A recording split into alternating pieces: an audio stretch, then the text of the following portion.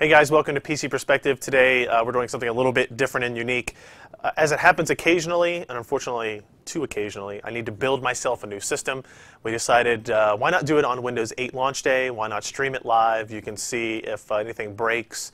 We're going to build the system, talk about the hardware a little bit, also talk about the operating system install process, the kind of initial impressions of using Windows 8. We're going to use it on the screen behind us, so we're not doing any of the multi-monitor type of stuff.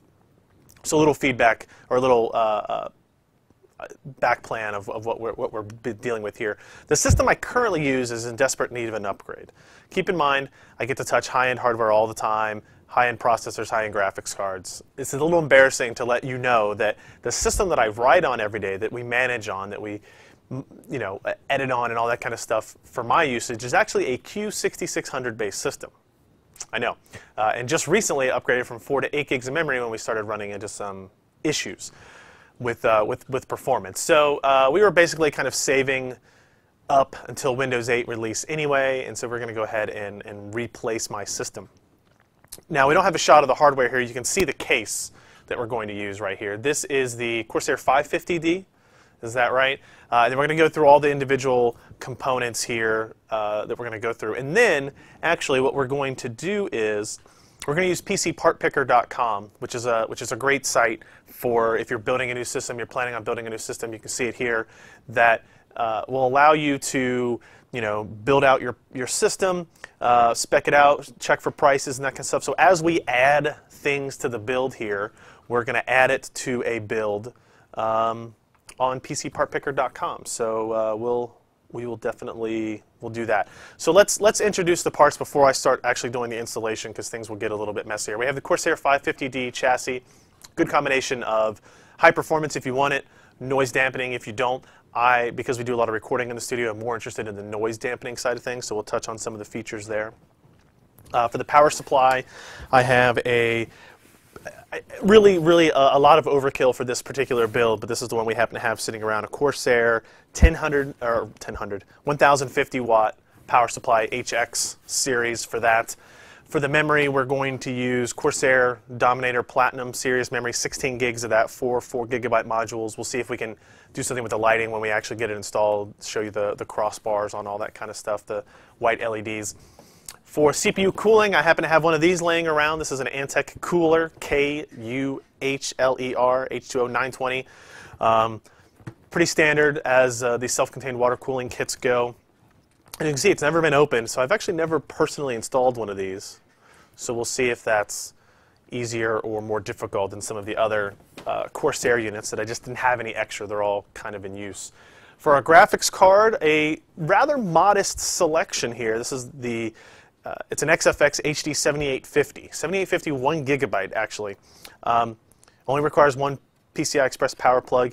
And I got to tell you, I got to explain why I picked this. We have my workstation has two 30-inch panels on it, and they're older panels. They don't have DisplayPort. They're only dual-link DVI.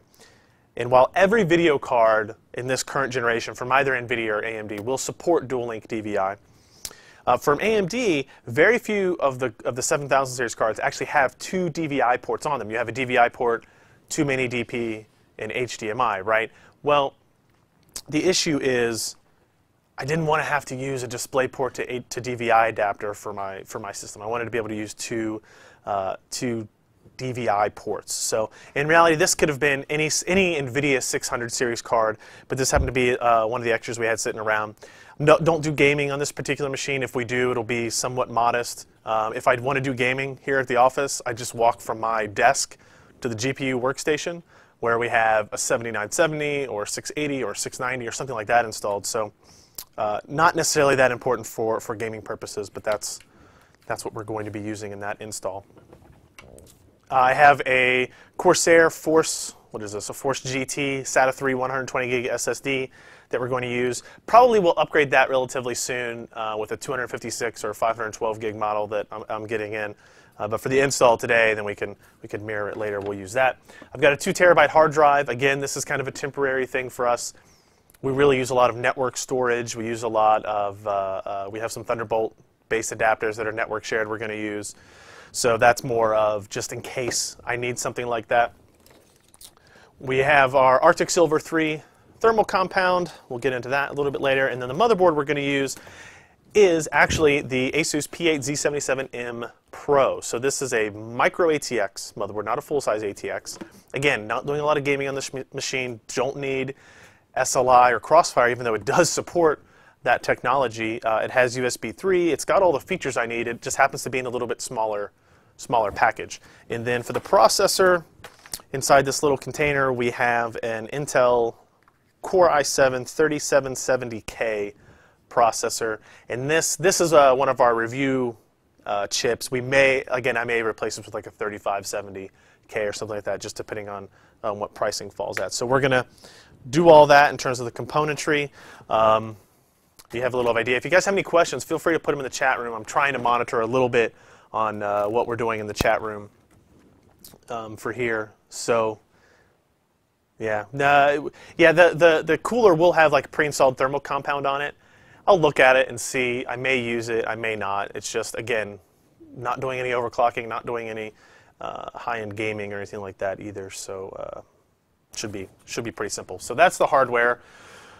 For the software, we have a Windows 8 installer on this thumb drive. So we didn't go buy any retail copies or anything like that. And I have TechNet accounts, so we'll have that kind of stuff as well. So I guess, oh yeah, another thing I was going to show. This is, I've had this in for since IDF, I guess. This is an Intel, actually if we switch to this shot, you might be able to see it a little bit better. This is a Core i5 3350P, and if you're a little bit confused on what that is, you're not alone. The 3350P, the P indicates that it's a processor only. It's not a graphics chip. So this does not have HD 2000, HD 2500 or HD 3000 or 4000 graphics. It is 4 cores, 4 threads only. The reason I decided not to use this for this build is because it goes, the base clock is 3.1 and the best turbo clock it gets to is 3.3, so you only get like a 200 megahertz swing. Whereas with the 3570 or the 3770, you get a 400 megahertz swing and you get a little bit higher. So like the 3770K will go up to 3.9 gigahertz. And so, you know, 3.3 versus 3.9, I thought, okay, that's a 600 megahertz difference. That's actually going to be pretty substantial. I'll go ahead and suck it up and do the 3770. Although these are relatively inexpensive, aren't they? I think this is under 200 bucks, 175, $180, something like that. So not too bad there. All right, so let me clear out the workstation a bit because we got to make room for laying the case down on its side and doing everything. I got to try to not break or drop a bunch of things while I do this. So excuse me while I find myself out of frame sometimes. And a dog in the way as well. So I'm curious if anybody in the chat room, I know if we got some people watching, have you upgraded to Windows 8 yet? Did you do the upgrade process? I know Chris Barbary, our networking guy, has done the upgrade, had a little bit of an issue. Building the ISO, keeping the ISO and doing the upgrade process was a little bit of a trick. So yeah, we see some people that said they did it an hour ago. Yeah, and Chris is in there talking about what he did or did not do. Unemployed says real men do not use thermal paste. I guess that's true. Let me. I need to open up something else here. I just use toothpaste. Yeah, toothpaste will work. Yeah. Anything, right? I need to turn up the configuration here. So again, this is the 550D. We've posted videos about this. We've talked about it before. Has some really cool stuff like noise dampening material on it. But then you can also keep this away, take this panel off completely, and put a couple of fans, 120s or 140s up here, which is pretty nice. But for my purposes, I'm fairly confident that I'm looking at the noise stuff instead of the noise sound benefits rather than anything else. So, okay, we'll take off these doors, get those out of the way.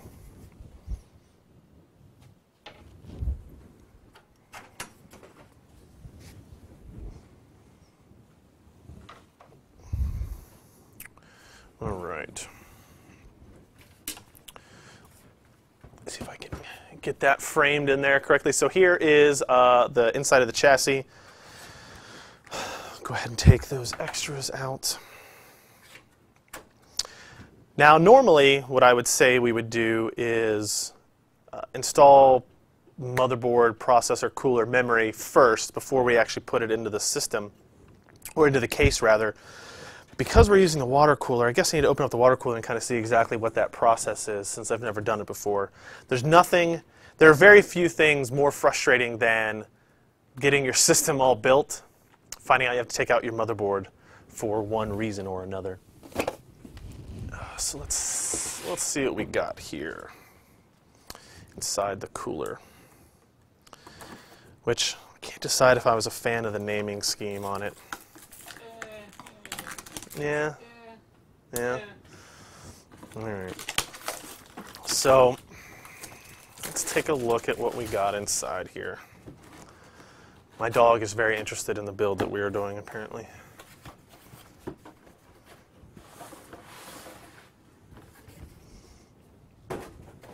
All right, inside here,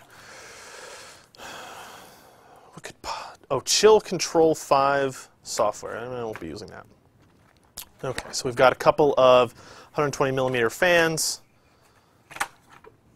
We have the radiator. Let's see, here's all of our mounting hardware. Oh, so much fun. Well, at least theirs is color-coded, it looks like. Green for AMD. Here you go.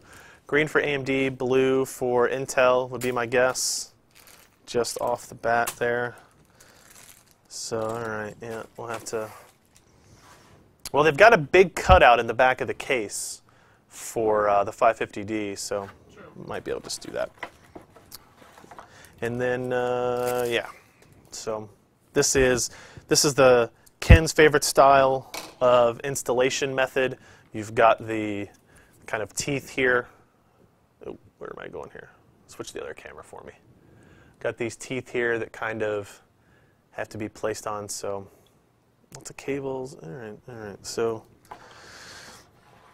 let's take a chance. We'll do the motherboard and all that kind of stuff all in one pass. Throw that out the way. Okay. All right, also let's switch to the PC part picker page here. Now, you can build this really in any order you want to, but if we look here, we're going to go ahead and choose our case. And we'll go ahead and go to, let's see, I know we're using a Corsair 550D. And there you go, it gives you some pricing and availability and that kind of stuff. So let's, add it to the parts list. All right.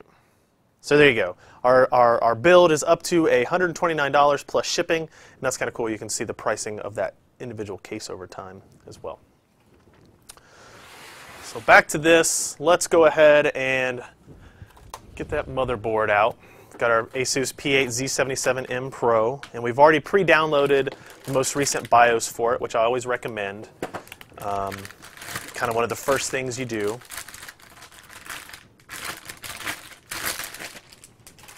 So here's the board. We've got, you can see it's micro ATX, but it's got all the features you could really want. Here's your front panel, USB 3.0 connection. You've got 3 PCI Express by 16 slots, 2 of them that you can do SLI or Crossfire on. You've got plenty of space for stuff. Here's your SATA connections. Again, we're not doing huge amounts of RAID inside the system because of all the network connectivity we do.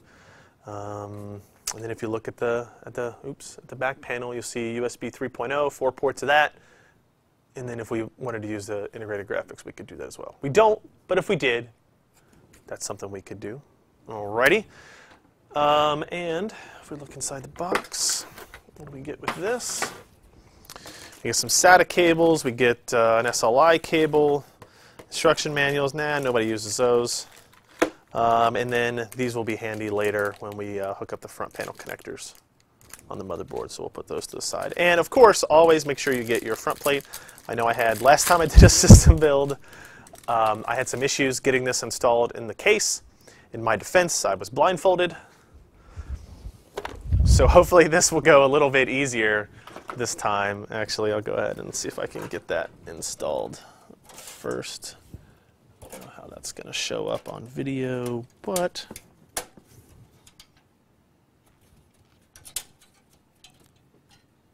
yeah, there we go. Yeah, much easier than the last time. A little less bent. A little less bent. The other one had a big dent in it. Okay. A little dent. A little less. So I kind of get these out of the way. Let's go ahead and... I'm surprised nobody in the chat room has made a comment about I'm not grounding myself or anything, but... Oh no. Yeah. Yes, we do have standoffs installed. Yes, the standoffs were kind of pre-installed. I think this case comes with some of them pre-installed. You might have to check though, because we're using, you can kind of see here, because we're using Micro ATX, there's 3 down here at the bottom that we're not actually taking advantage of. And I believe with the Micro ATX, like see down here in this corner, there is no cutout for a hole at all. So let's see if I can do this.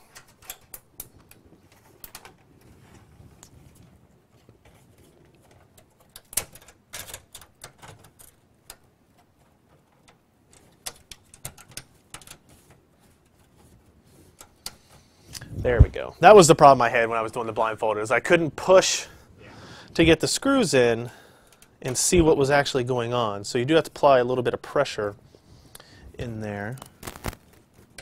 Get that to work. There we go. That'll help.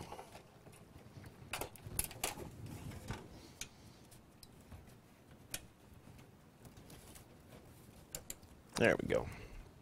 All right.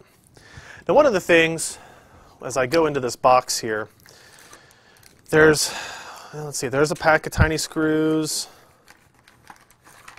There's a pack of tiny screws.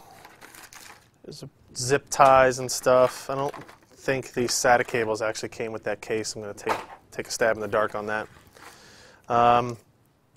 Odd pack stuff. Long screws. Those are obviously going to be for fan mounts, I guess. Bigger screws. More screws. What would be nice is to have case and manufacturing or PC building stuff that kind of lets you know, like, hey, for our standoffs, these are the screws you should be using, or these are the screws you should be using. But nobody really seems to do a terrific job of that. So luckily I cheated a little bit and I know what screws are necessary. And again, this is the part that for me I couldn't do when I was blindfolded, is I have to put a little pressure on the motherboard to get the screws to line up with the standoffs. Right? And now once you do that, all the rest of them kind of fall into place. That is why I did not have the back panel on at all on the last build. Also, I don't have one here. I don't know where the other screwdriver is, Ken, but having a magnetic screwdriver is really a godsend for these types of things, because there are very few things more frustrating when building a PC than dropping a screw into the case. Here, it looks like Ken found my other screwdriver. So here we go. So here, this screwdriver, you can see it actually has the, like if I drop a screw in there, it's got the little magnetic end on it, which also then makes the screwdriver magnetic. So that's a plus. And then I always recommend, and I think this makes sense, you just barely get the screws in all of the different standoffs before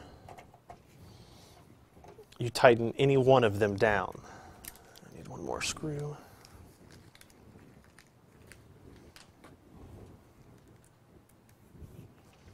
All right. So now that's all of them. We'll go ahead and tighten them down. Now I really hope that the CPU cooler works with the back plate of this motherboard. I would say Corsair and Asus work pretty closely together. I would be surprised if this didn't fall into those specifications. Oh, I did miss a screw.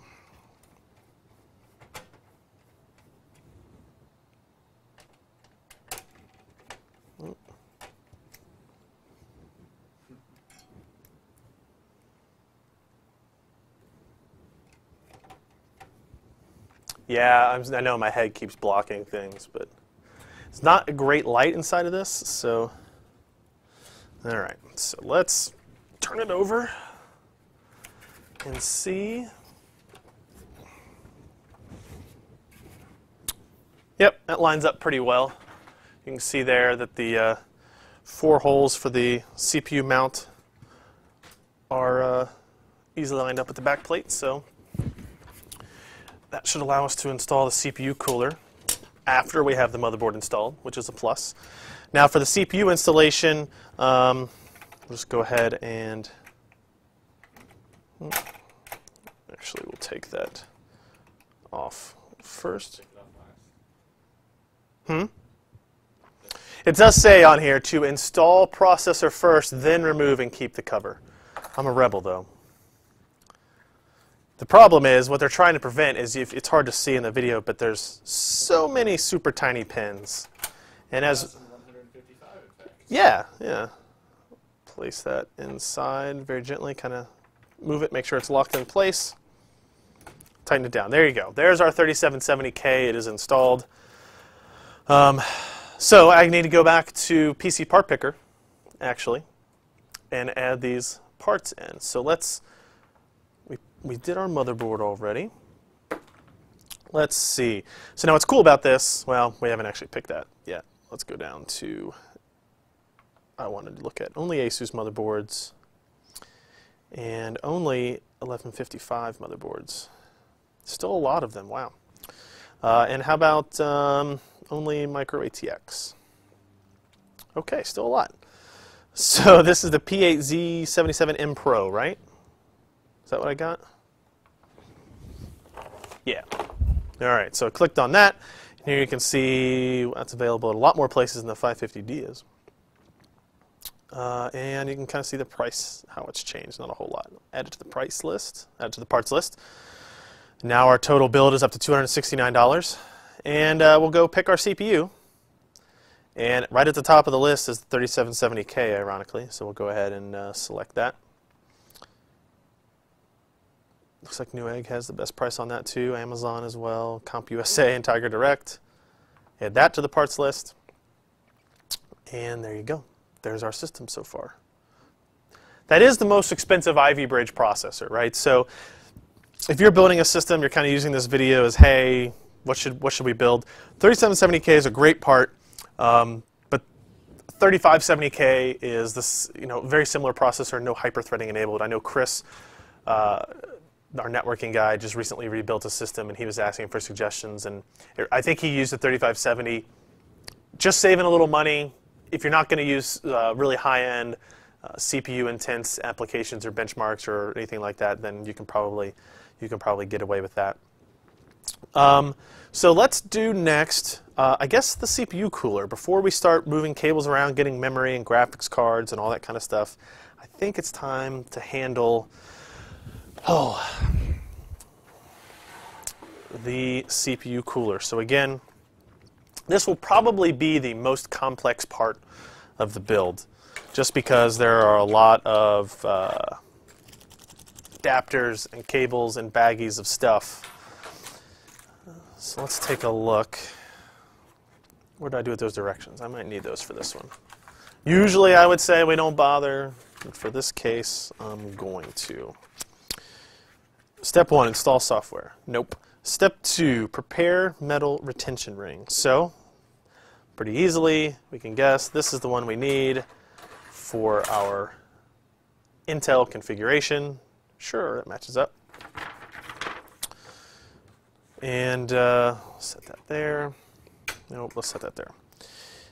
Prepare metal retention ring, and this is where we have to get these odd, I don't know what you call them. Tension clips facing inward. Again, this is not color coded, but I'm going to guess that yeah, blue is for Intel. The instructions are not in color, but pretty good stab in the dark there. All right.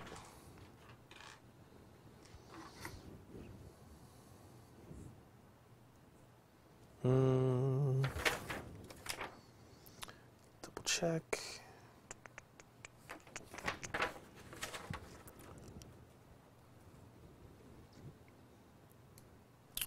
These are not Ken's favorite brackets still, I think.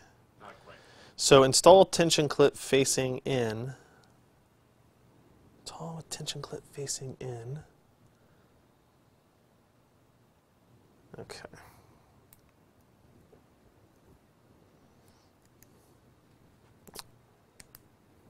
So we'll install these along the outside of this.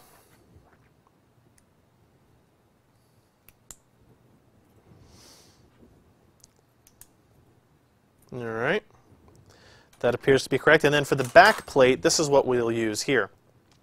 Now, they also provide some double-sided sticky tape to help it attach to the motherboard, which is really, I don't think it's not necessary for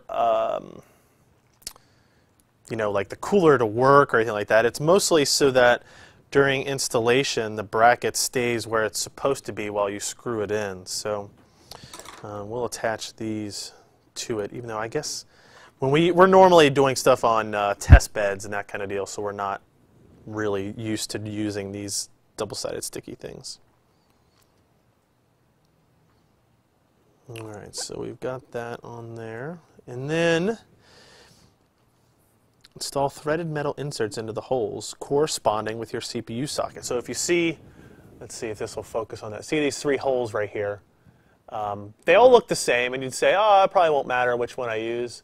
That would be an incorrect statement. Each one of those corresponds to a different socket, 775, 1156, and 1366. And obviously 1156, 1155 would be the same. So now we've got to get these tiny threaded pieces out.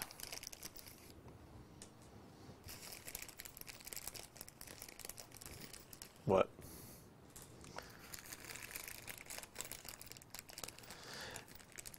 Yeah, you could obviously. Yeah, I see people talking in the chat room. You can install these outside of the case. The only kind of issue I have with that is then you have this, especially if you're using one of these self-contained water coolers.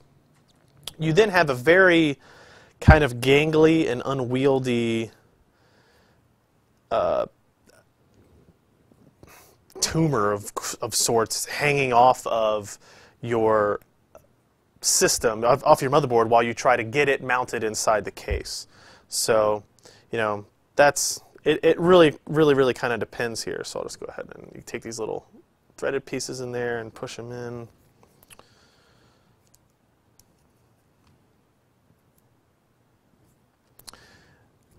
Yeah, Zen, I tend to agree with you with the water cooling. It's a little bit easier to do that, to do the motherboard installation first. Yeah, and yeah, you're right. Not right, you're right, because it has dual fans, so this will be even bigger part of it. And actually, we've got a fan already installed here that we'll probably have to take off in order to install it correctly. So there's that. Now you can see we've got those. Come on, focus for me. I got those 4 metal posts coming out of there. So we stick that to the back of the motherboard, and sure, I can figure that out. I can do the rest of that. And make sure we close all these other baggies so we don't lose everything else. All the extra pieces. These will be the screws that we'll use for attaching the fans to the heat to the cooler. I may, to be completely honest with you, only use one of the 120 millimeter fans. It's, you know, it just depends on how much cooling power you need. we'll see what it's like when it gets in there. So this will be how this lines up, I think. You're not doing that, okay. I'm not? Oh, sorry. Thank you.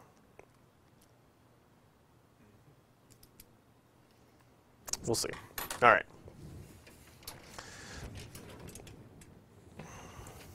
The 850 or the 550D case that we're using is also nice because it's light. You know, especially before we get all the components in it. So when you got to flip it over and that kind of stuff, you can still do that without too much of an issue. So we'll take this, take the double-sided tape off on this side, like so. All right, and now these metal kind of rivets here should go through these holes on the motherboard, and you want to make sure they all fit before you push down on the tape, otherwise you'll get some issues with that. And what you'll notice is, and I hope this is normal before I go any further, you'll notice that it's not straight. The back plate is not straight on it, and that's normal, right? Yeah, because there's these three different options for it, it's just a little bit off angled, I guess you'll say. So there's that. Let's see if that will stay on for us. Flip the case back over. And then what we'll do is you take this ring and we kind of put it on here and we kind of lightly thread the screws through it just so the back plate doesn't kind of fall off. There we go. So a good question would be, where are those screws? Guess that's these.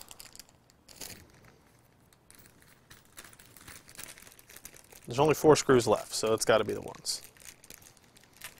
Famous last words.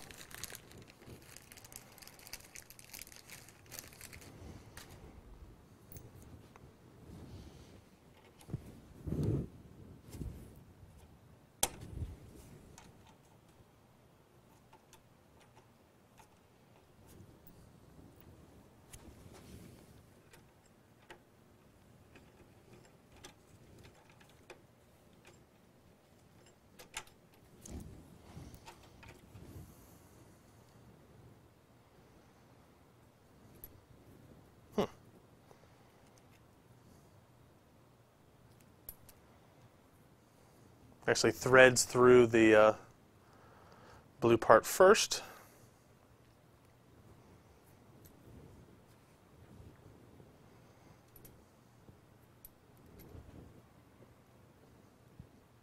Oh, hold on that one.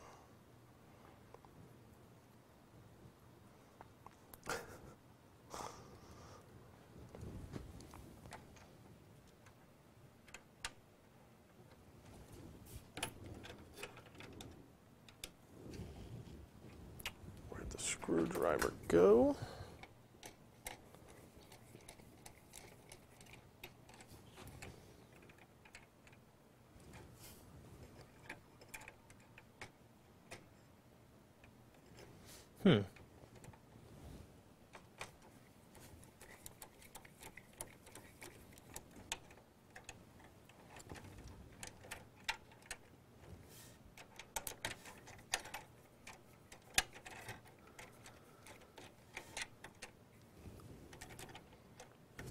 Sorry, I know my head's blocking the shot here again.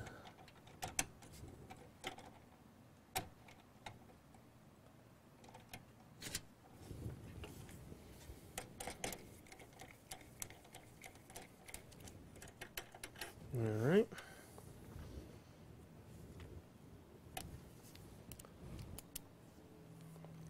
Yes, do not slip and break any traces. That's always bad.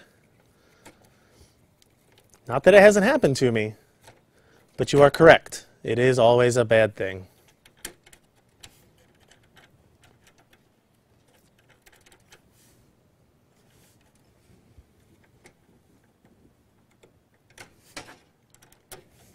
I hope I have this lined up right.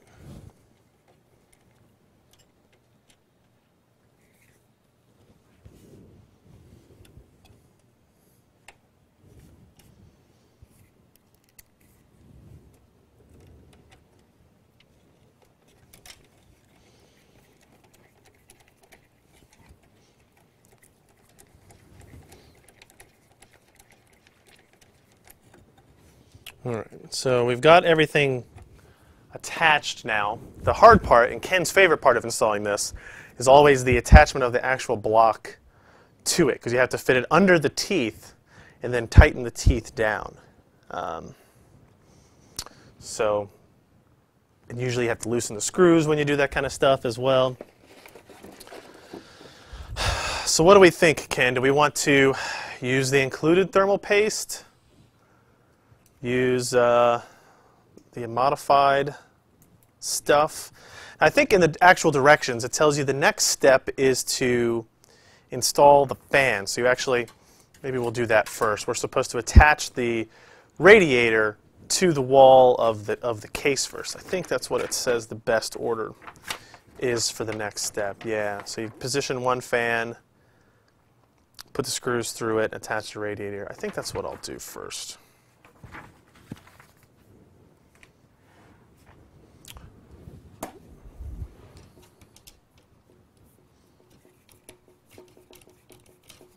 And to do that, we have to take off this Corsair fan first.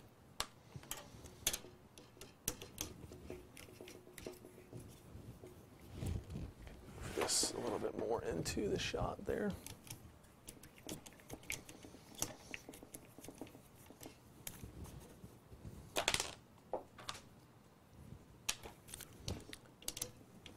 Interesting, I see that these screws that Corsair uses with their fans have these rubber grommets on them. I hope it doesn't cause any compatibility issues.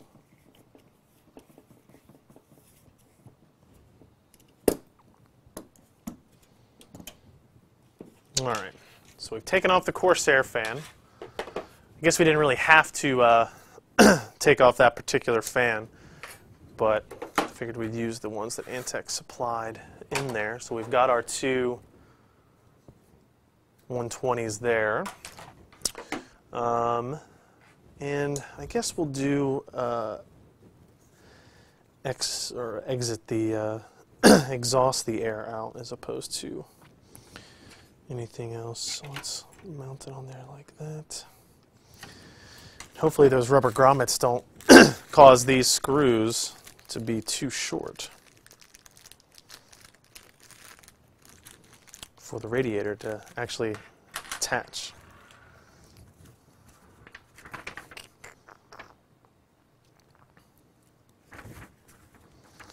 They give us washers. What for, though?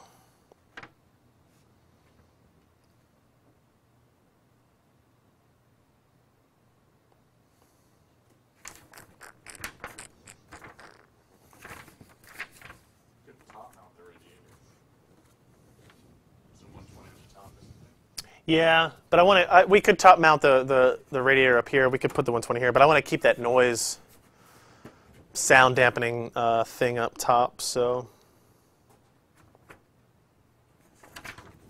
a good thought. If we had like an H100, that's where we would have to put it, of course. But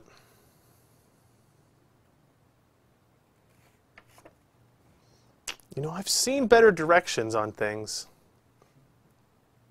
J and F. All right.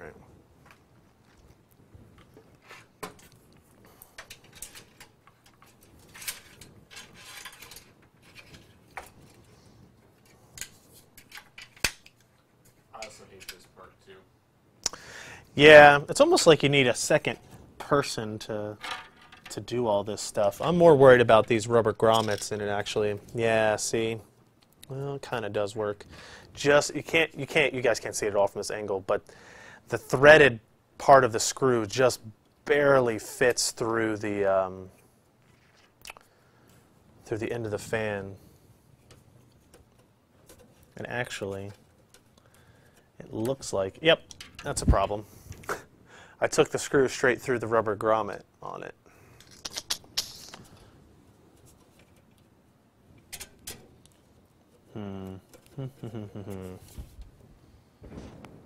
The holes are too big. Maybe we can use these washers.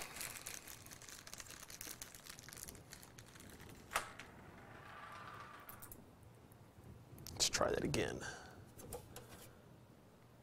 Okay, that works.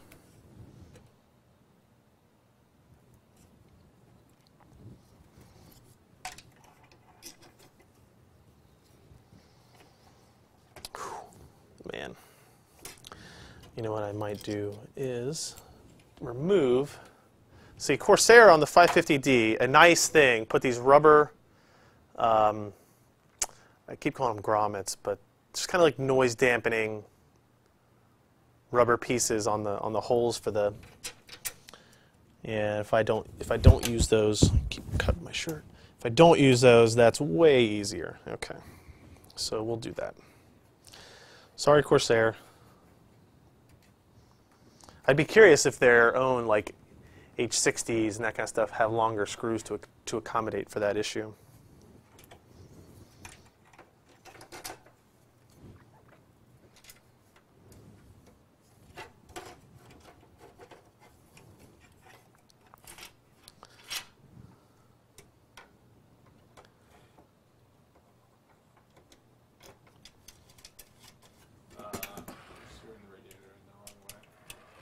I am?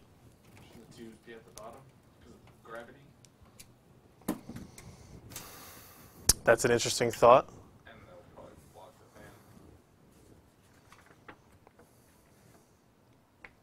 fan. It does not indicate on the directions, but everybody in the chat room says I'm doing them upside down.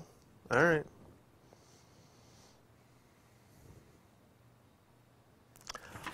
If you say so. I just thought it was actually cleaner to get the, see, keep the cables out of the... Yeah, but then your tubes are crossing and you're fighting gravity through the radiator. Yeah.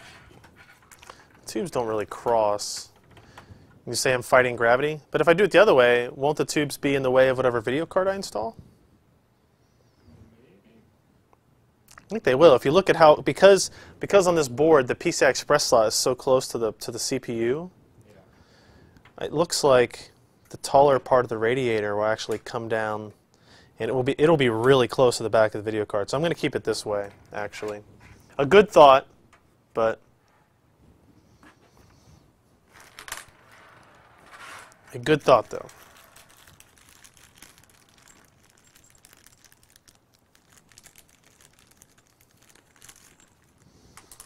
See, like Eric Duckman has a totally different thought about the input of the radiator should be at the top like a car. I got pretty good news though. It doesn't really matter that much. What's the TDP of 3770K? 77 watts? Exactly. Yeah. Yeah.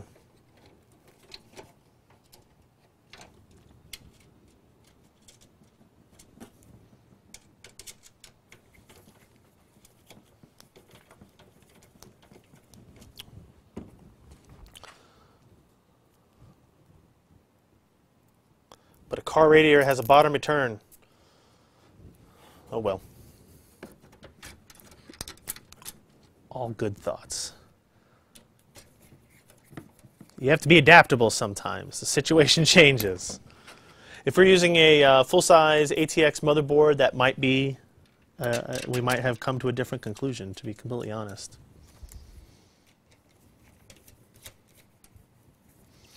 All right, so let's tighten these up. What? There's going to be an opening concert at our Microsoft store. Here in Kenwood in Cincinnati? Yeah. Who's it going to be? OAR. Oh no. Like in the mall? Yes.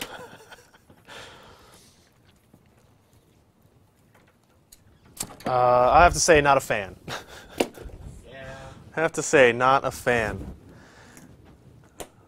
I am using the fans that came with the cooler for it. I saw somebody in the chat room asking. So, okay, that's in there. See, if we wanted to, I think I'm going to leave the second fan off. When I put the second fan on, that's what we get. And let me see if I can turn this a little bit so you guys can get a little bit better view of what I'm seeing. When you do that, it's not going to hit the profile of the cooler or anything like that. I guess you can always add it at the very last thing you do. To me, it's just one more thing in the way of the build, trying to get that power connector back there when we install the power supply. Memory installation, all that other kind of stuff too. So this way, I think I'll just leave that out for now. And I'm just going to leave that on. I guess I would normally recommend taking this off. You know what? I'm just going to take it off. If I say that, I might as well do it. We're going to take this thermal compound off. And actually, yeah. What I'm going to do is here off to the side so I don't accidentally, yeah, you can leave that there. Just use the side of a business card to kind of scrape the majority of it off so you get that using one of my own business cards so I don't offend anybody. And then we have these wipes. These, what are they? Just alcohol wipes that we use all the time to clean off this kind of stuff.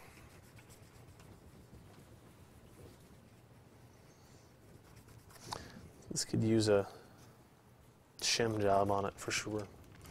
All right. So now what I'm going to do is throw that out to the side.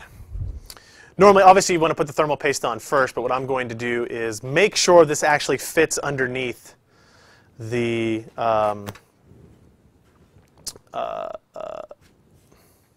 the ring here. I have a feeling it's going to be a tight fit. And I should probably install this fan header first. Oh wait, that installs to this, doesn't it? Yeah. Okay. So yeah, I don't have to worry about that.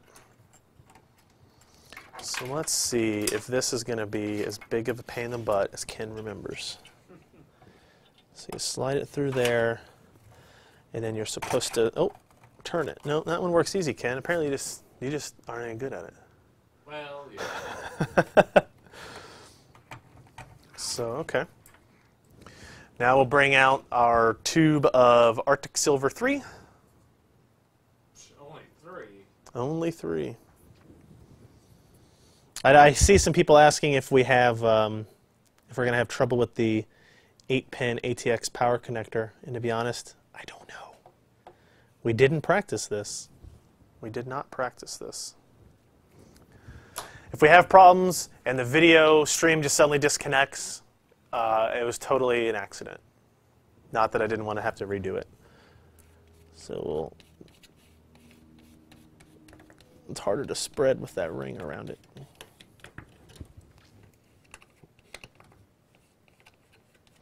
Is this, Ken, where you said we normally had the debate of how people like to spread the thermal paste?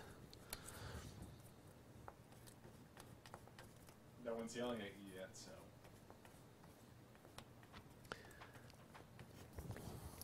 Small coating there. Take a little bit more off. All right.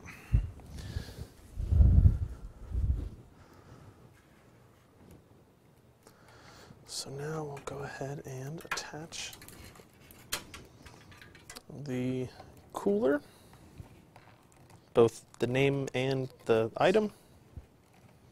All right. So there's that. And now all that is left is to tighten it down so that the teeth are grabbing it.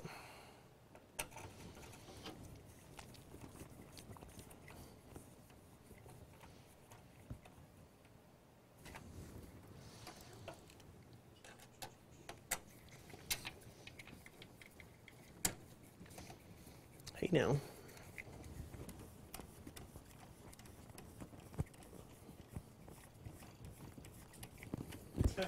yelling at you for not tightening in diagonal. That's true. At least back in the day it was true.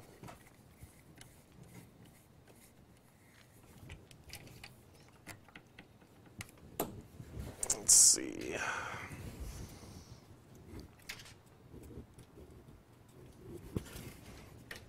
Probably go a little bit more.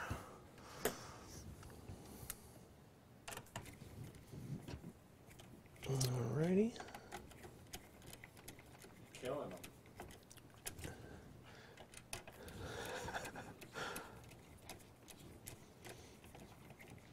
If it doesn't post, it's Ken's fault. Just in general. Well, okay. I mean, this is all brand new hardware. Like we didn't test this at all. We haven't posted this motherboard before. We haven't. The CPU's been used. Memory hasn't been used. Motherboard hasn't been used. Cooler hasn't been used. Anything like that. So, what does this actually attach to? I wonder. Oh, this is to attach to a USB port, I guess. Probably? Yeah. To use that software? Yeah, I don't really want to use that, so Yeah. that's fine. Just kind of keep that out of the way for right now.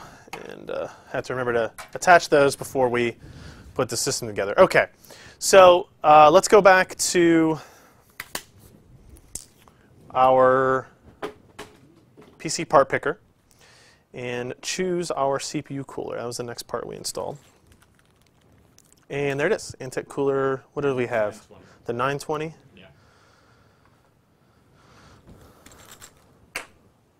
So apparently you have to plug in the header, but you don't need the software. You have to plug in the header? Yeah. That's what they're saying? Or else the fans run at 100%. Oh, okay. All right. Well, doesn't make any sense. If you plug the fan into the appropriate fan header. So connect USB cable to motherboard. Connect fans to pump. Connect pump to power. All right. Well, we'll do that at the end. We'll make sure we remember to do that as the last step, right? Probably. Maybe Yeah, not. Yeah. Maybe not. So, okay, there you go. On the PC part picker, you've got our processor, our cooler, our motherboard, our case, and we are all the way up to $667.96. This is going to be a pretty high-end system, it sounds like. Go figure. Alrighty. What next? Probably next we should do before we do memory, before we do video card or anything like that, probably do the power supply. People seem concerned about our ability to run the 8-pin power connector. Have no fear, I don't think. The Corsair 1050 HX power supply that is way overkill for this would be used. Actually, do we have that other Antec power supply, maybe? What wattage is that? 650, I think. Let me see that one. Do we have all the parts for that one? Probably. So it's a non-modular. The 1050 is one we kind of keep around for miscellaneous when the CPU test bed has issues or GPU test bed has issues. We want to use that. So here we have this Antec 650. Where's the label for it? There's no label. Oh, it's non-modular.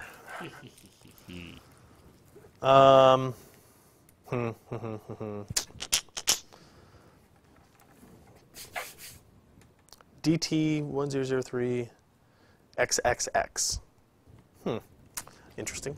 Well, Yeah, everybody in the chat room was saying to use modular. I think the Corsair's modular. I think it is. Let me double check before I make my decision. Yeah. Yeah.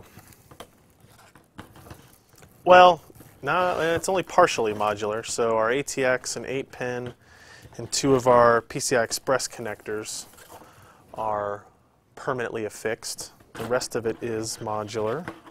All right, I'll use this.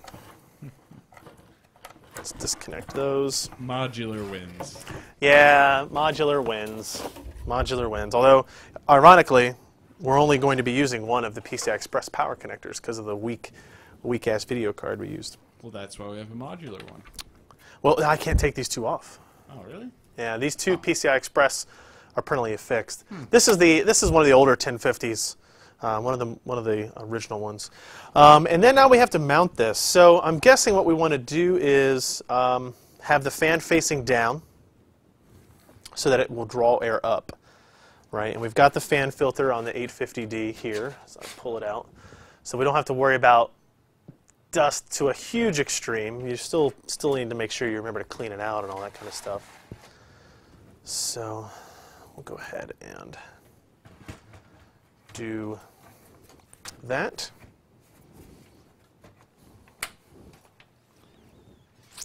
You know it's the way it's meant to be installed because that's how they print the logo. Right. Good point. See, humanitarian in there saying fan up is better. I don't really know. I don't know. I don't know why they put a fan filter on the bottom if that wasn't the case. Yeah, I don't know. Again, preferences. And we can make sure all of our holes match up. They actually don't.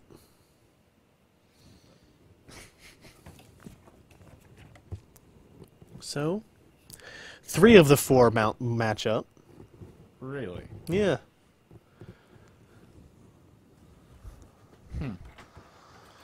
If we flip it, the logo is still the right direction, ironically.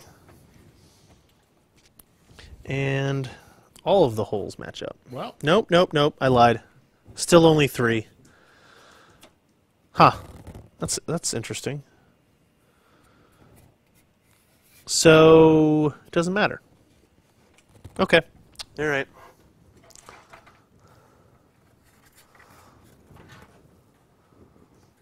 I'm going to do down.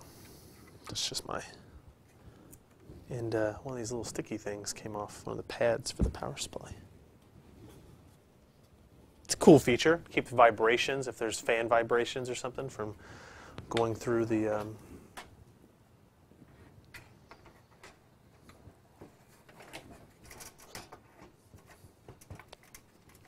All right, so we're going to do that way. 3 screws.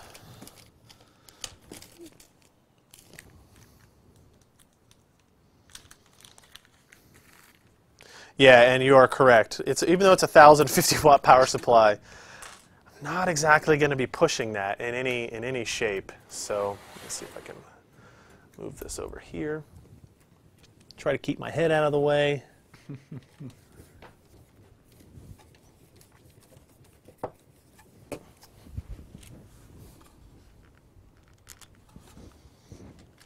Let's do this one first.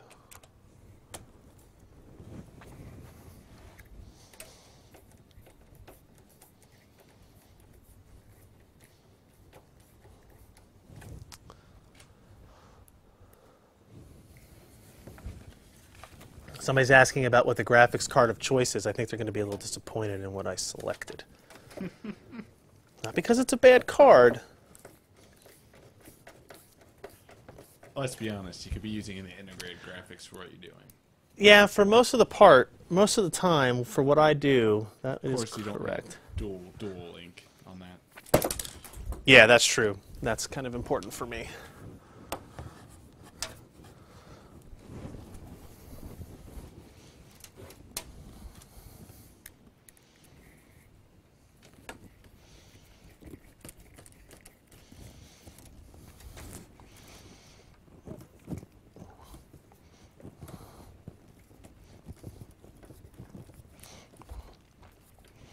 That's interesting. They along the back here they've got pads that, like little foam pad that fits between the power supply and the frame of the case. So it actually made it hard to put the screws in. Huh. Yeah. Remember installing power supplies in the top of cases and how annoying that was? Yeah. Yeah. Gravity against you. All right, back to PC Part Picker here. We've added our power supply. We'll go down here. This is really going to throw things for a loop. A little bit. We'll go down here. Corsair. No wattage ranges. Here we go. 1050X. These Well, Well, I'll pick the one with the ratings. Right here. So that's a $200 power supply. That's, again, overkill for what we're doing. And actually, you can see the prices have kind of kept going up on them. But that's what we're using. Add it to the parts list. So you can see our CPU, cooler, motherboard, case, and power supply. scroll up. Now we're up to $868. What's that? Our power supply is like significantly more than our motherboard. Yeah. Yeah, power supply is more than the motherboard, more than the case. It's not more than the processor. So Well, that's good. At least we got that. All right, so now on to routing the cables. Because we, the Corsair cases, they like to use these routing holes. We have to flip this case up for this, which will kind of block that secondary camera angle. But we'll send all the cables to the back.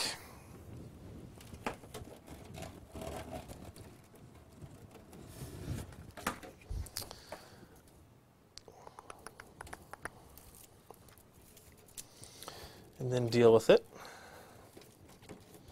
This is, nobody did this before Corsair, did they? Not that I know of. The chat room would know if anybody did this before Corsair, because this is perhaps my favorite change in the DIY PC market in the last decade or more, is cable routing and cable management used to be the biggest headache. Yeah. And it was all zip ties. It was all Well, it wasn't all zip ties because we just didn't do it. well, if you wanted to do it, it was all zip ties, right? So, yeah. All right. So our 8-pin power connector Stuffing the cables in the 5 1/4 base. is back here. Yeah, that is Yeah. exactly correct. Done that. So let's see. Where's the best place to send it? So up here in this corner, kind of hard to see. There's an opening where your 8-pin power connector, which this is, fits through. And I think that's going to work. Let me look. Oh, yeah. If I can get my fingers back there, we should have no problem. Always a pain. And I know there are people in the chat room now that are making fun of me for not having done this before installing the radiator. So I'll run that through there. We'll get to that in a second. And then our ATX power connection can come through up here. The only thing that I think maybe is a downside to this is now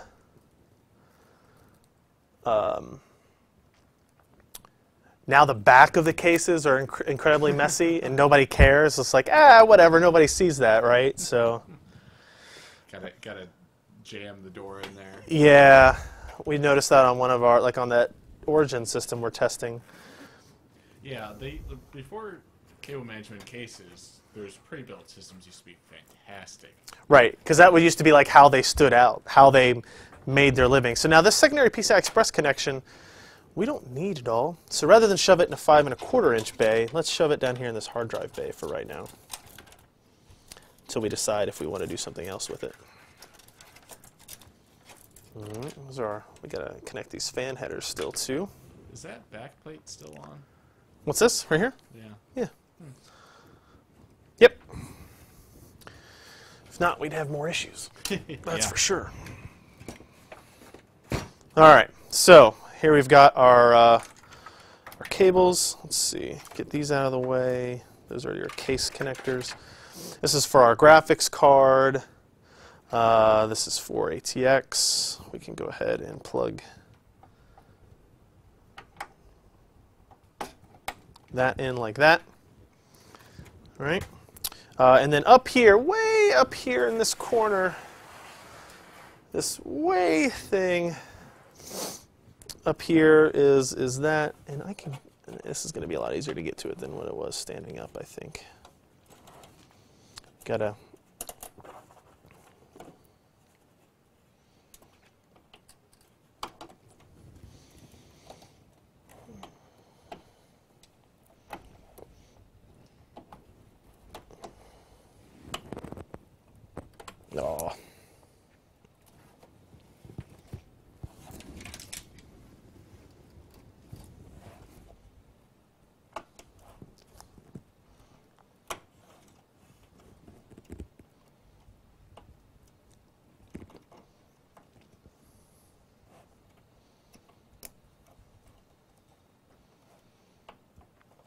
Not so much.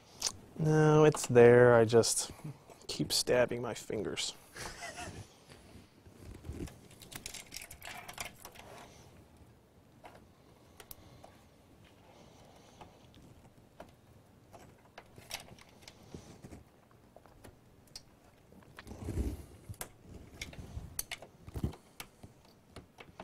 There we go.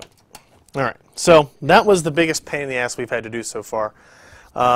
Yeah, I am determined. Having to reach behind that and get that in there, but it is attached. So our 8-pin PCI Express connector is in there. So that is our power supply connected. I think before we do memory and graphics card, so they say I have to install these things, huh? This to get it to work. I'll believe the chat room, and I'll install this. So this has to go into USB. This needs to go into our CPU fan header. I'll go ahead and do that.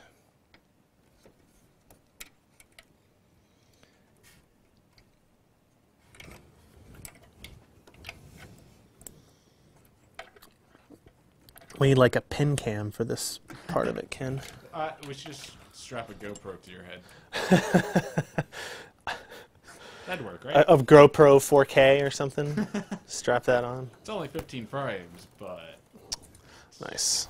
So then this needs to go to a USB header. I guess it doesn't matter which one.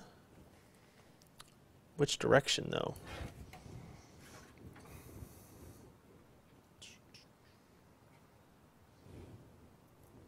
I need to check that. A long time ago, I hope that's been fixed by now, but it used to be that if you plugged in a USB header the wrong way, you could fry your motherboard. So this says here, black towards the empty. Okay. It's the only direction I get. So we'll go with that. All right, now let's put that under there. I was going to say, cable management is ruined. I know. Yeah. That's usually how it is. Oh, nobody automatically did that for me, so now I'm done. So we'll have to cable manage that later. I'll wait till we get all of our cables in and installed and all that kind of stuff. So now all we've really got left in terms of hardware to install is our video card, memory, hard drive, and SSD, right? And those should be fairly straightforward. Let's go ahead and pull out the what do I do with the memory, all that stuff right here. So here we've got our Corsair Dominator Platinum memory. This is also going to drive the price of that system up, I believe. This is again is super high-end stuff. 16 gig kit at 2133 to 2.1 gigahertz memory. So we can do that.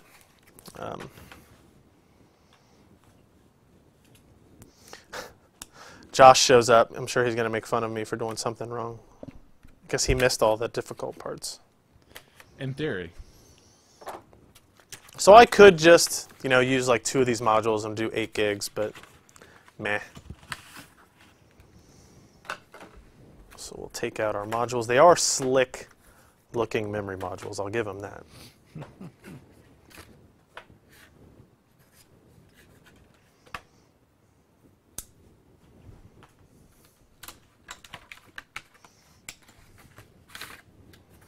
I know every time we do a build, everything around this desk looks like a mess.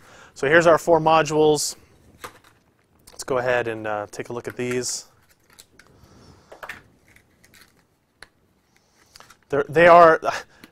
It's been a long time since we've said this, about memory, but they are really, really nice looking modules. There we go.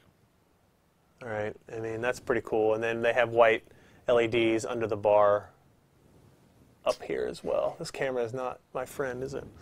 Yeah, so let's populate all of these memory slots.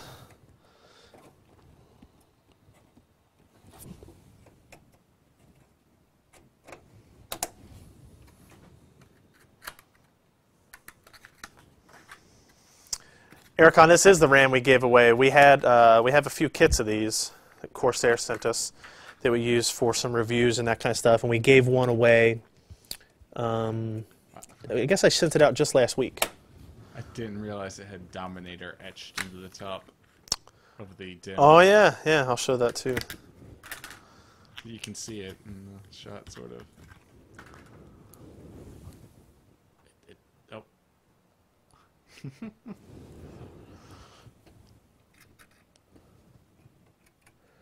Man, if this doesn't post, I'm gonna be so mad. I'm gonna have no clue which Yeah. it is. that's true.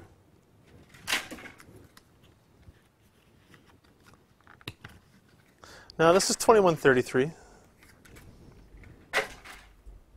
Although that was 2003, not 2033. So there we go. That's 16 gigs of memory. It's a pretty sexy system. You know, what I feel like now, Ken, is that I should sacrifice and not do the 7850. Like everything else in this is going to be 3770K. We've got a cooler, water cooler in there. Let's leave it as it is now and make sure it posts. Because the issue of the AMD NVIDIA stuff, well, that was with the X79 platform, wasn't it? I don't know. Which video card should I use here? I know what they're gonna say. I'm not going to put a 690 in there. Not gonna put the 690 in there. Well, technically we have 3 690s in the office right now. Let's do a 660 Ti. Yeah, let's do that.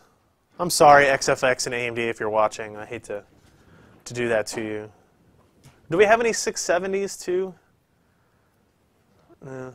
At least here now I get to use both of the integrated slots. So okay, so we'll switch this up to the MSI GTX 660 Ti overclocked card. You can show that right here as well. Twin Frozer. Twin Frozer. Twin Frozer. And it has 2 DVI ports, so it meets my criteria that I was really adamant about. Okay, so our memory's in there, but let's go to PC Part Picker and add this. Go to memory. There's lots of memory. So let's see, it's 2133. It's from Corsair, and it's 16 gigabytes. Let's see. Oh. 4 modules. I don't know. Let me look at the box. This is 2133 C9. 2133 C9, right here. CMT 16GX 3M 4A. No, that's not quite the same. It's really complicated. 4A. It's 4B. Here's 4A. You know, it doesn't really matter. I'm going to be honest with you guys. Oh wait, those are, okay, it does matter because those aren't the right Dominator modules. Let's check and make sure this is the right part before I add it to our build. Yeah, there we go. Okay.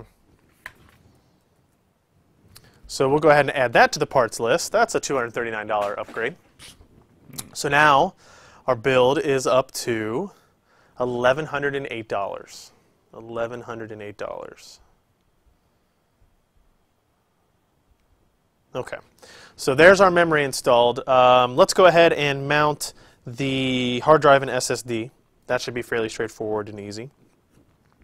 These drive bays right here, oops, really do make the process pretty simple. I'll just do one in each. So we've got these. Here we've got our Corsair Force 120, and let's see, matches up right in the middle, as long as I can find the right screws. Why is this the eternal problem?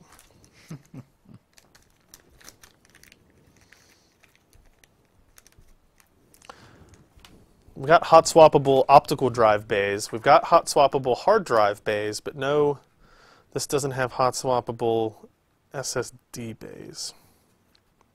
frankly, something that is severely lacking.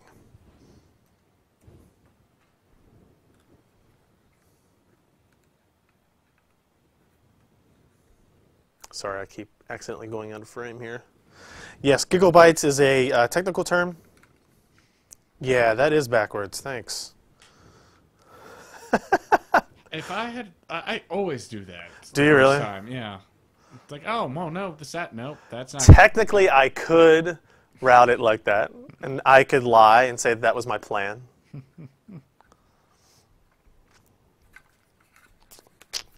Do. All right, let's try it again. Thanks, Chris. Yes, Papa Dragon, this is the 550D. I think originally I was planning on using the Cooler Master Cosmos 2, but then I thought I didn't want to have to lift and show and zoom the camera out enough to show you that enormous of a case. And talk about driving the price up. Yeah, yeah. Right, Eric, I'm just showing the common mistakes so that you guys don't repeat them. Right.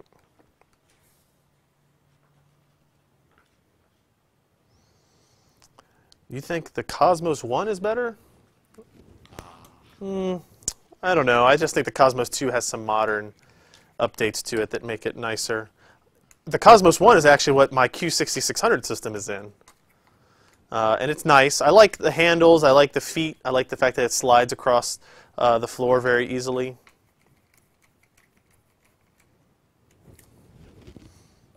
All right, so now we have properly aligned the SSD and the SATA and power connector. So we can slide that back into place. And then what's better about, where's the other one? The hard drive is that you don't even need any screws because you can just pop in that side. You see little studs on that side, pop that in. Boom, you're ready to go. Slide that back in and ta-da. Storage is done. All right, Ken, let's switch back to PC Part Picker one more time. We're going to choose storage. This time we're going to have to choose two of them. Let's go down to Corsair and, okay, 120 gig, Force GT. So I don't know, 4 Series GT 120. That looks like it. Why is that not red? Because it's the BK SKU. Oh, well, I don't want that. 4 Series GT 90, 4 Series GT. NB maybe? But that's just 4 Series 3, it's not GT. This is C120 G122. Oh well, this is close enough to the same thing. 4 Series GT, black instead of red. You can take a look. It is a SATA 3 drive still. So, I don't know. Either way, add that to the parts list. Pretty good deal. You can obviously, if you look, you can find better prices on SSDs still. That's not too bad. And if we go to add additional storage, we want to, whose hard drive is this? Samsung? Samsung 2 terabytes. Well, there you go. That's the one. Just curious if it is. Yep. All right, so we'll go ahead and add that to the parts list. And there you go. We've got almost everything in there. No video card, no sound card yet, and we're up to 1363. 1363. All right. So we'll hook those up when we get back up there, back behind the system. But what we can go ahead and do now is take our graphics card our MSI GTX 660 Ti. That will fit there. What? You're forgetting something. What am I forgetting? Unscrewing the backplate. Yeah, no, I just wanted to see if it was going to cause any issue with cable routing or anything like that. No. Yeah, I knew that. I wasn't just going to try to shove it in there. It kind of looked like it for. You kind of thought I might? Yeah. All right, well, that's fair enough. Now, Ken, I did do a how install a GPU video once. Yeah, And I know that you yeah. have to remove the backplate. Yeah, but I did all of the. You did all the installing of B-roll. the GPU. That's true. That's true. I was a fraud. So take off these backplates. Save those for later. In your box here, where you'll put all the accessories that you didn't use in the build. Make sure you save those in case you get a single slot graphics card or sell the case or something like that. Right? You want to make sure all that stuff is available to you. Lock that into place. Use our thumb screws. No, I don't worry about that USB cable hitting on top of that blue heatsink. If you kind of do, I mean, there, we can just move it out of the side like that, and now it's going around it.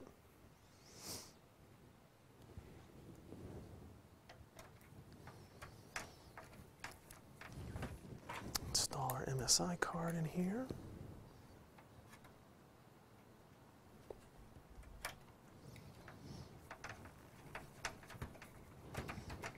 Okay, now, once again, back to PC Part Picker.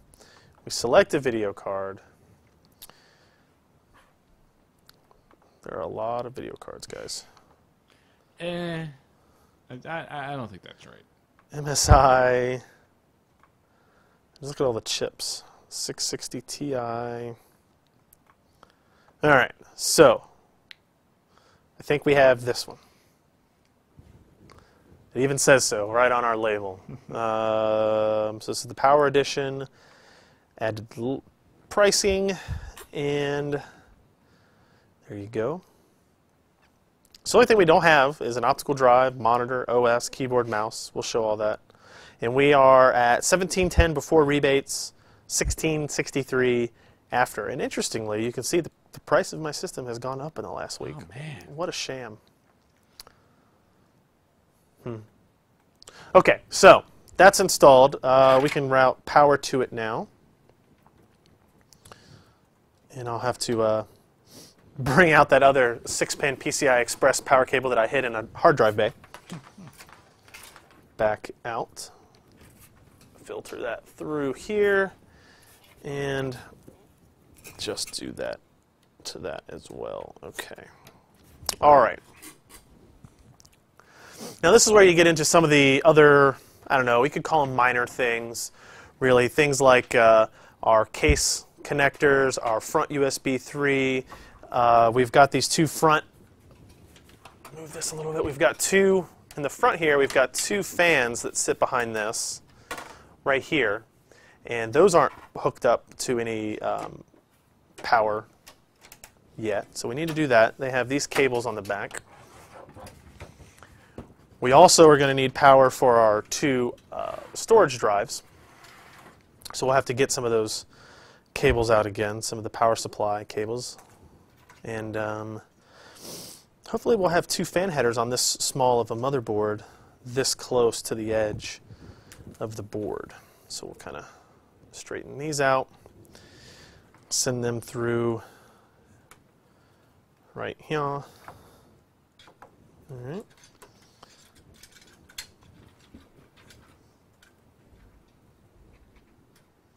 All right. Now, SATA cables and power cables for that. What we'll do inside the ASUS motherboard box with the P8Z77M Pro, had a couple of these, and they're even right angled. So simply, let's do that and that. And I guess on this motherboard, the SATA ports are going to be a little bit higher because of the micro ATX status. I know it looks like we're just kind of mashing things through, but just doing that until we flip it back over. Look inside, okay. And we'll go back into our cables, and looks like we can keep it nice and clean and just use one of the one extra cable from the power supply.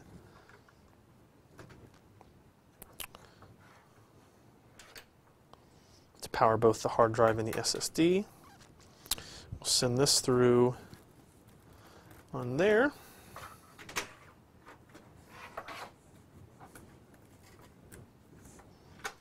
Okay, so I think that's it. That's all we need for right now on the back side of it, and then we'll almost be ready to see if it posts. Oh boy! I know, the biggest risk. It could end the show early when we're like, oh, we couldn't do a Windows 8 install. So we'll take this power supply connector and attach it to the unit, and then here's our two fan headers. And I see maybe an issue. There's one chassis fan right here. And then there's one way up here. That'll reach. And one there.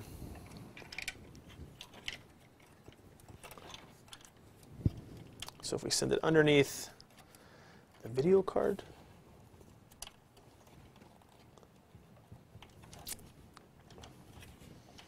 Maybe I should have done this before I installed the video card.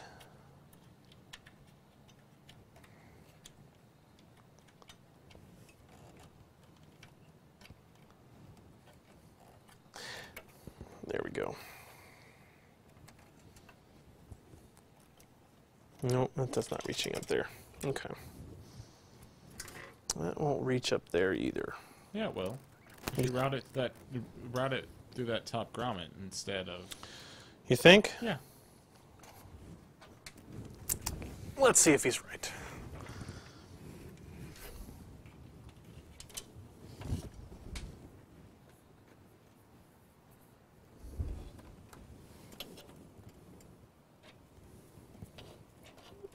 Oh, I think he's right. All right, we'll flip it over.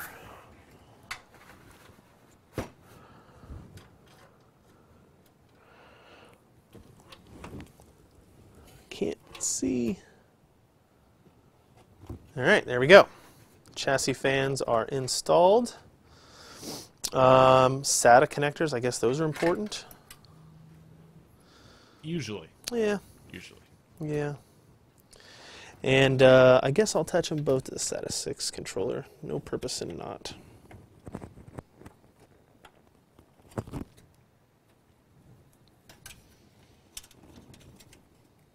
Actually, I can see a reason why to not. This one has that recessed motherboard tray, Ken, where you kind of have to... That's not so bad.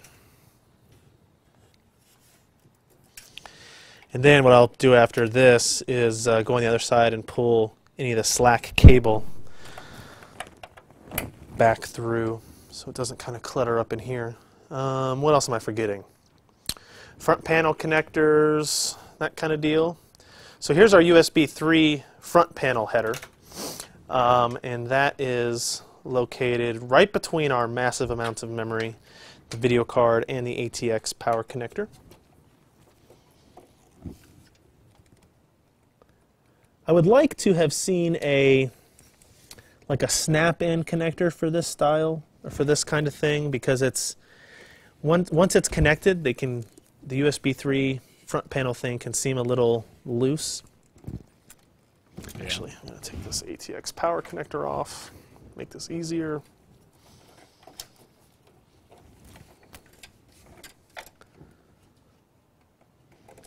But at least we have a front panel connector now. What's that? At least we have a front panel connector now. Yeah. We're not routing fake USB plugs. Right. So here's HD audio. Where the heck is that?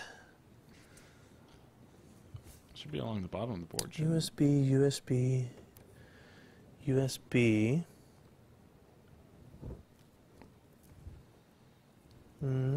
There it is. Up top here. Front panel audio. And now we've got our front panel connector, which is all this kind of mess of cabling. The Asus was the first company. Sound Blaster 16, they say I should get. Yeah, that's a good idea. Asus was the first one to do it. Everybody does it now, I think. You have this little adapter, right? And what it does is it allows you to connect the case's front power, or the front, come on, focus, front pen connectors on that, and then this goes in one block on the motherboard. So instead of having to get down real close and look at all that stuff, you can do it really easily right here. So take the power LED plus, power LED minus, right there. We'll take the reset switch, put that right there, power, and hard drive LED. And a good job on the case here to even mark plus and minus on these pins, especially since all of the wires are black. So that's all the front panel connectors, and then all we do is we take this white block that fits down in one particular area, and as long as you have that lined up right, like that, boom, all your front panel stuff is now finished. So that is more or less our completed system, right? Is there anything else I'm missing? I guess not. I plugged all this stuff in, right? I still need to kind of cable route it once I make sure everything works. Yeah, it's pretty messy. Is it? You're pretty terrible at this. I'm pretty terrible at this? Yeah. Well, luckily I don't have a business selling computers. I just decide what should go in them. All right, so I think that's it. I think we're ready to see if it turns on. I hope it does. Man, do I hope it does. All right. So I'll do that. Check that. I guess that's it. So what we'll do here now, so that everybody can share in the excitement or the drama, if you will, of the event, is I'll attach that. I need a power cord, Ken. I don't have a power cord. But what I'll do is I'll change our input on the TV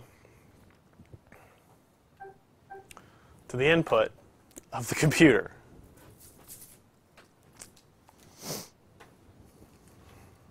No, this is not a power cable. Oh. It was black. Ken's had a long week. So tired. So tired. So we're getting a power cable. No, people in there are saying it's going to go whir, spark, spark. Here, there's one back here. Let me go behind the set here.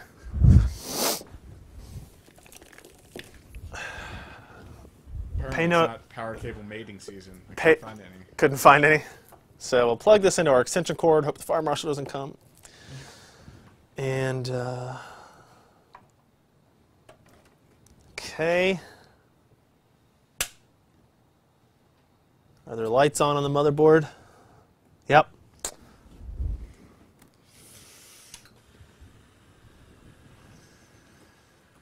Okay, I hear fans spinning. I hear the pump going. Okay. Oh.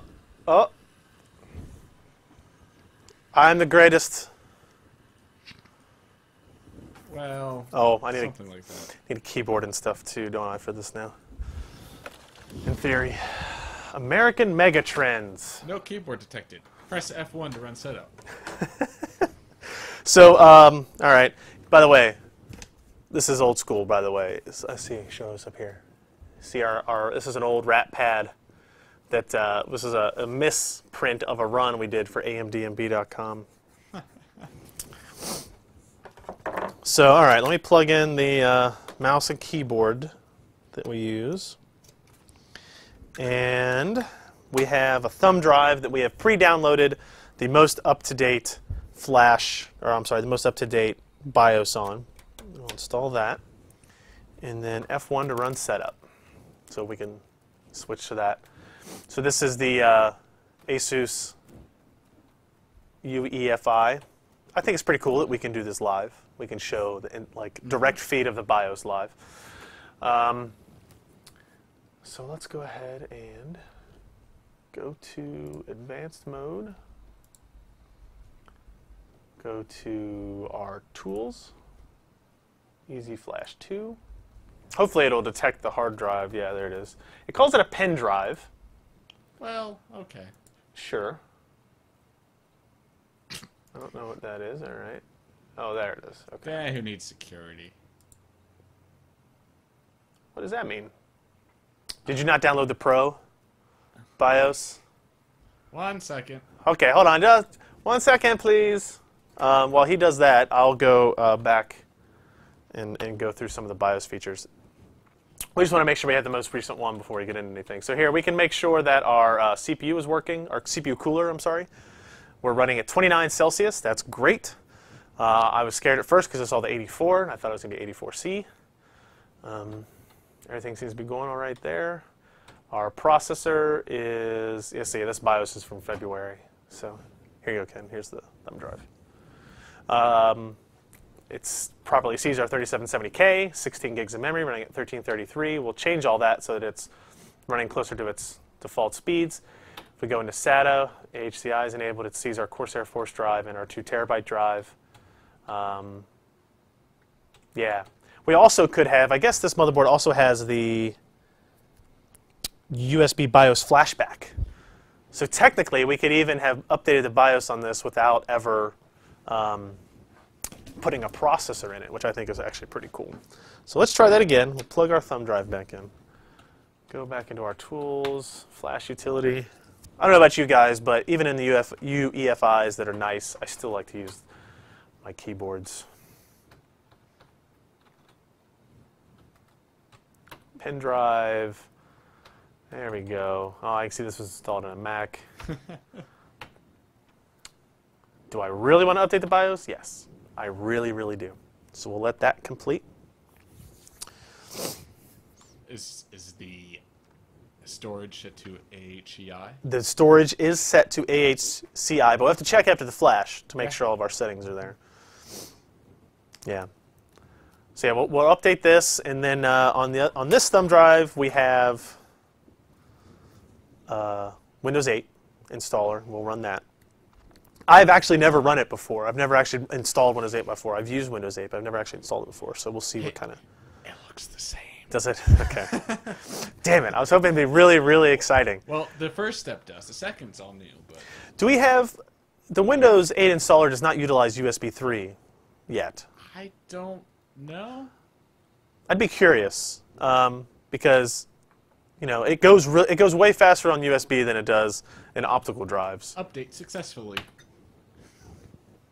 All right, we'll install that. Here you go. Well, I'll keep this over here. Yeah, USB BIOS flashback is a really cool feature that ASUS has on, I think, all of their Z77 motherboards that allows you to, if you corrupt your BIOS, one of the biggest pains is, say you bought a motherboard that didn't have support for the processor afterwards, you know, and you had the issue where you had to install like an old processor in it to get the capability to update the BIOS. Now you don't have to do that anymore. You can take a thumb drive with that in there. You plug it in. There's a key combination you hit, and even without a CPU in it, right? Mm-hmm. Even without a CPU, you can install Well, an updated BIOS. There it goes. Okay. Which is cool. It's good.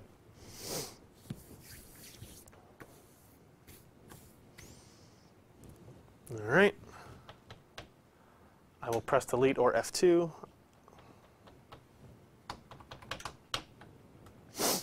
or not both. Oh, okay. Hey, machine. Yep. Yep, there you go. Did it get in? Yeah. I'm hearing something on this hard drive I don't like.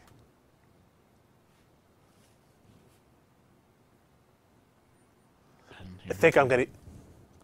You hear that? No. Here, hold on, wait. Wait for it.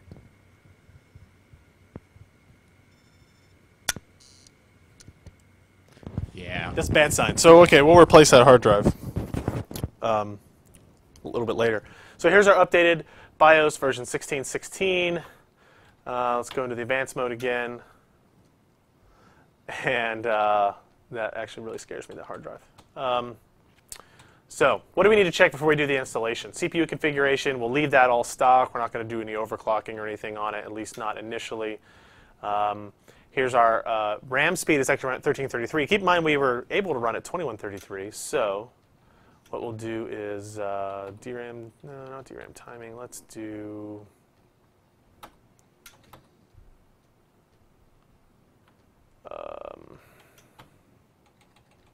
2133. And we'll leave everything else at auto for that.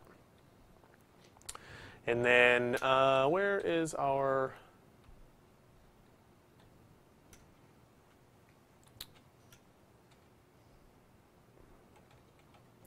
I don't like the full screen logos. USB support.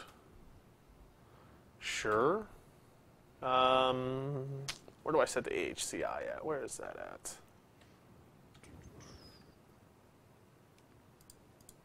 Here we go. Static configuration. Make sure AHCI is enabled. Yeah, see, the hard drive doesn't show up anymore in the BIOS. Not present. Yeah. Not great. Yeah. Not ideal.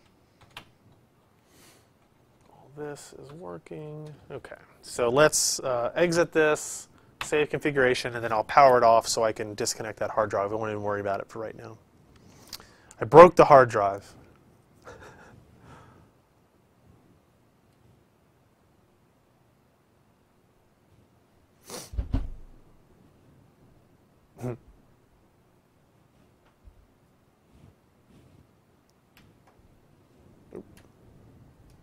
Looks like I might have my hard drive light on backwards.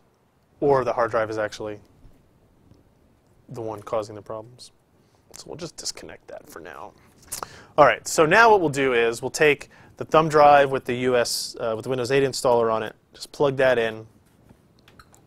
And because there's no operating system, we just did a secure erase on the Corsair SSD. It should just boot into it, in theory. We'll see.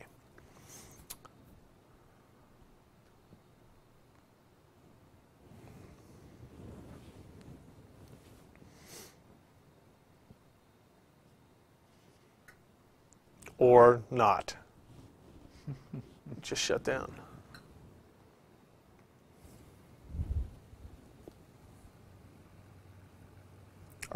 Our memory looks neat.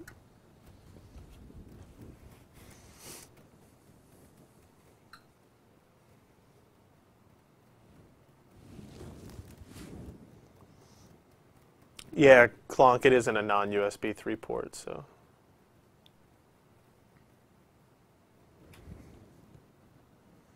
See if it shows up in the BIOS.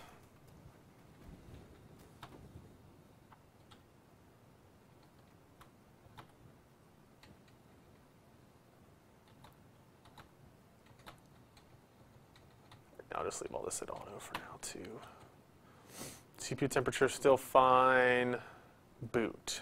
Full screen logo disabled. Just boot override to the... Huh, I didn't see it. Boot override to the OCZ.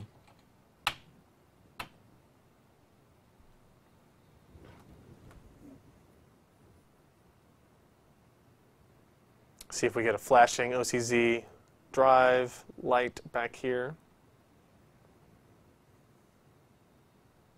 Yeah. Oh. Oh.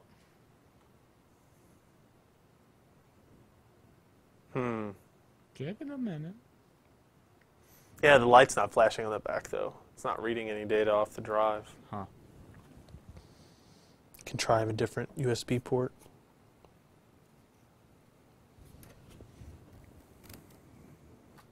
Do you have it on USB full or USB partial? I think it was on partial. Is that what it should or should not be on? I think it should be on full. Well, let's reboot. It's just in a standard USB 2 port, so. No, I'm refusing to put an optical drive in. Oh, okay, Knight Rider, I see what you're saying there.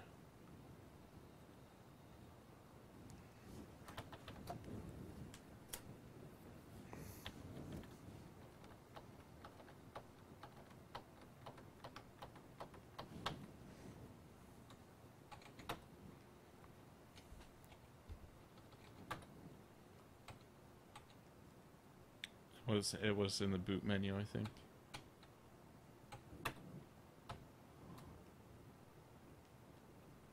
Gotcha. I see there.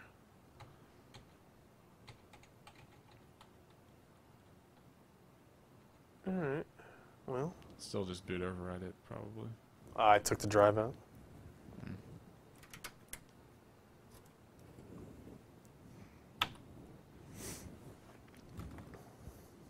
It's quiet though. True.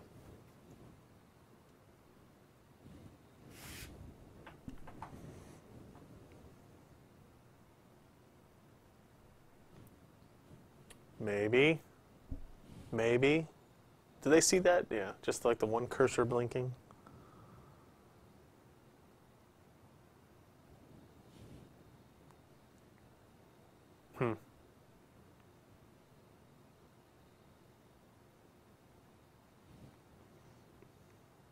Will you give me the yellow Windows 7 one, just so I can see what that does?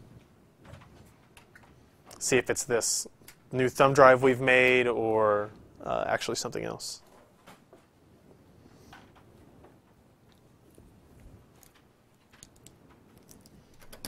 Let's just see what that does.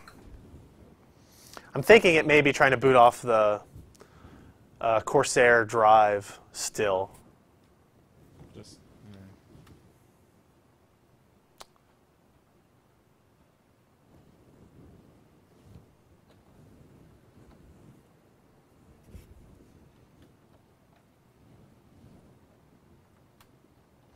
yeah. We used the Windows tool to make it bootable, right? Yeah. We downloaded an ISO file, and then used their tool to make a bootable USB out of it. We've done it many times. I used that USB to install Windows 8 on my PC. Did you? Yeah. Let's just try to boot override to this Windows 7 thing. Yeah, it starts right away. Okay. I think it may be trying to boot off the Corsair unit. Nope, no boot sector error message, just a flashing cursor.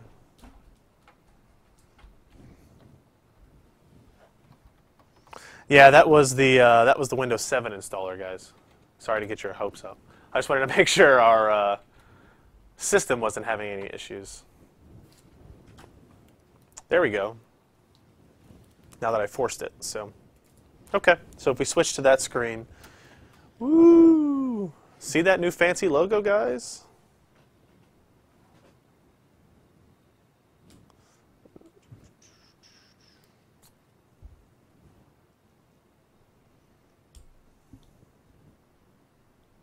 All right.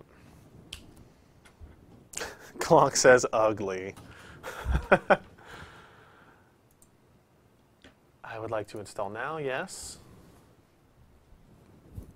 Does it still ask you the same kind of questions, Ken?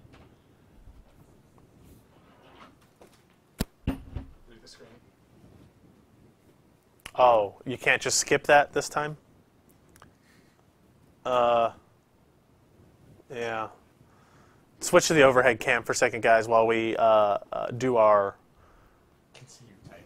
Well, I'll move it up here. Now you can't. Thought about that. This about halfway through.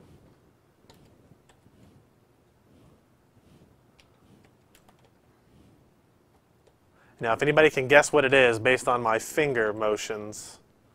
MIT actually developed an algorithm for the sound. They can tell what you're typing by the sound of the keyboard. Well, that's not good. I know, right? All right, so yeah, sure, I accept all that stuff. Moving on, I want to do a custom install. I want to delete that partition. I thought you secure erased that. No. Oh. All right, isn't that exciting? Copying files. Yeah, I agree, the Dark Lord. If you can figure it out, then you deserve that key from our TechNet subscription. No, not going to do RAID SSDs. Like I said earlier when we started the live stream, I'm going to probably swap this out, image it over to a like a 256 or 512 gig SSD, just because I want it to use it basically exclusively. And because we don't do a lot of local storage, I don't need necessarily large hard drives for that. We use a lot of network storage. I just need to make sure that I have really, really fast access for that. I don't need to worry about long time stuff. See you, Ericon. Thanks for hanging out. Chris Barbary says you do not get the custom install option if you do the upgrade from inside Windows. That makes sense, I guess. Yeah. Because the only thing you get inside the custom is the ability to change partitions and remove partitions, and I guess they don't want you to do that if you're upgrading your system. So, Yeah. kind of makes sense. I guess if we go back to PC Part Picker, I can see if I can add the operating system. I don't know if they have these in here yet. It is day one. Oh, go up. See it? Oh, there it is. Windows 8 OEM, 64-bit. Technically, we're using Professional, right? Yeah. So we'll do that. Add to part list, just so we're fair. Everything's legal here, everybody. That brings our total pricing. If we look there, we've got our 3770K, got our Antec cooler, our Asus motherboard, Corsair Dominator, 16 gigs of memory. I guess I'll remove that Samsung drive. We don't want that anymore. Corsair 4 Series GT. We have GTX 660 Ti 2GB graphics card. Sound card, nope. Corsair 550D. Professional Series 1050 watt power supply. No optical drive. I do have to install that optical drive, don't I? I don't know. Windows 8. Why? Well, here, if we switch back to my camera shot, this is why I want to install the optical drive. Because we have this hole, and I don't know where that it is. Yeah, but it's being covered by the Yeah, that's front true. cover. I'll never use it. I don't need it for anything, so that's fine. And our keyboard and mouse, we're not using anything specific. I'm using a Logitech Wave configuration, so. No, it wasn't a Death Star drive. It was a Samsung. So while that, okay, we're restarting in 5 seconds.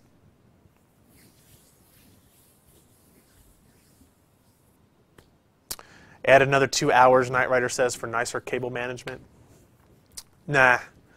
That's why I'm a shut the door on the case type of thing. There are no windows on this, so. We've got 2 fan intakes. We've got 1 fan exhaust coming out over this radiator.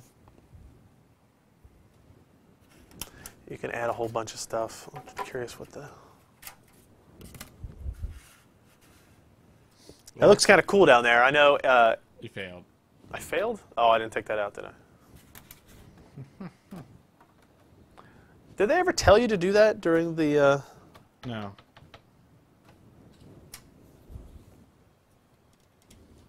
Hey, the reset button works.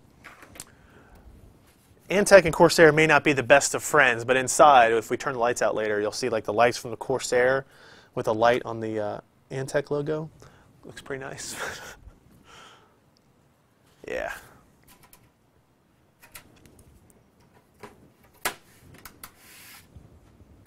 I left the floppy in. Yeah, good call. I don't even want to know how many boot floppies it would take for Windows 8. Yeah.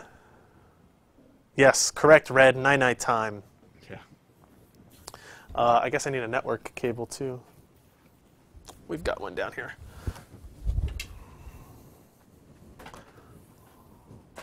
Oh.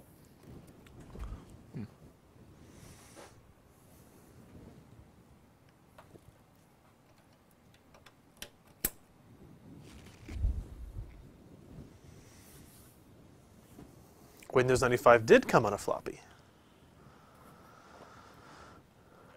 Hey. All that bling with no case, or no window. That's correct. Having lights on your memory is not the best idea, I guess. Let's say it's It's just there for you. it's unnecessary. I know that the lights are on inside, and that's what's important. Okay, so this is where I'm going to personalize it. Ooh, which color do I pick? Default, okay. You really want to be purple on purple? Really? You're going to be purple on purple? Yes. So Express settings, automatically install important recommended updates. I see they've snuck that in. Help protect your PC from unsafe files. Do not turn on Do Not Track on Internet Explorer. That's good. It's probably an EU thing. Let's be honest. Well, no, if it was, they'd make a different version because they have a different version of Windows, the N version, even on Windows 8, that takes out Internet Explorer. It wants me to help improve software. Check online for solutions to problems. Let apps give personalized content based on my location. Yeah, that's fine. I'm okay with all that, guys. Enter your favorite email address. Enter my favorite email address. Your live ID. Is that what it means? Okay. Yeah. Switch to something else. They can't see it. Oh, okay. I can't remember it anyway.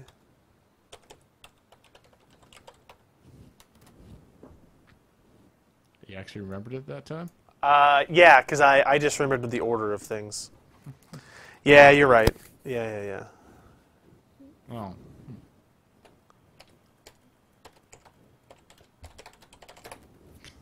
We'll cut to the chat. Huh? So we'll cut to the chat. Yeah. And my phone number. Really? Jeez. All right. I don't think Microsoft's going to be robot calling you. I could be wrong, I guess. Yeah. Alternate email. Yeah, that's fine. Secret question. You can reset your password through your phone now. My favorite teacher? None. Oh, No, I'm just kidding. Grandfather's occupation. I don't know any of these questions. I don't know the answer to any of them. All right, I'll pick that one. All right, we've added security info. Next, enter, next, enter, next, enter. Yep. Unemployed says they'll need my social security number. Look behind you. Well, it said hi. Yeah. Hi. We're getting things ready. While we're getting... Check out the new way. Wonder if there's to use sound. Windows. I bet there's sound. We don't have any speakers. Probably. Well, we could hook up those speakers.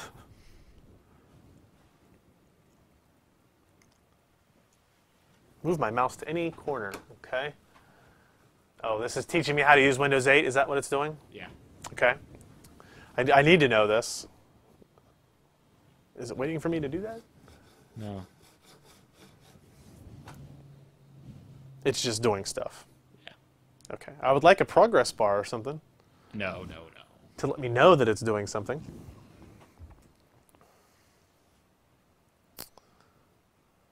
Yeah, thanks, Chris, for clarifying there. We're getting your PC ready.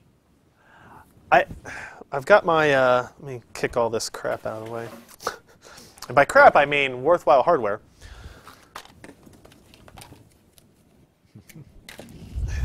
I wonder how well it will sync what you've done on your WinRT tablet, like your apps and stuff. Like, if it will just install all of those and give you the same layout. I don't know. I guess we'll see. That'd be cool. Yeah.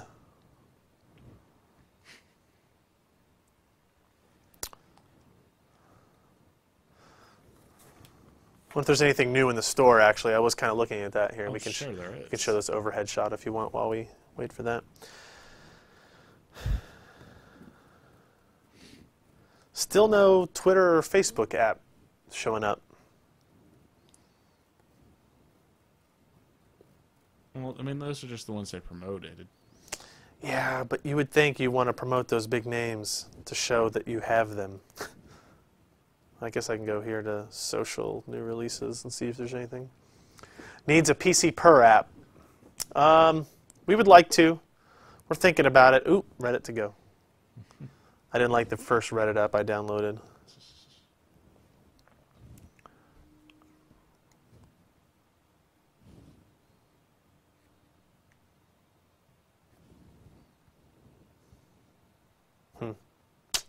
Interesting.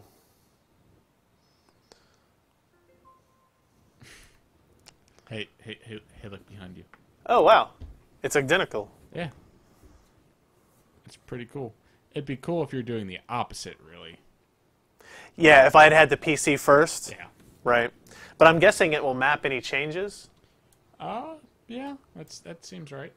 Oh, it didn't do everything. Okay. because like I have Smart Glass on here, but it doesn't have it on there. I think it looks identical because it's the default, but it's not identical actually. See, the dowel there is actually over here on this one. No, we can't see that, but Oh, well, it's different. Okay, let me plug this back into charge. So here we have the default Windows 8 interface, and the first thing I want to do is go to the desktop. And it looks like we need drivers first. hit start and start typing device manager.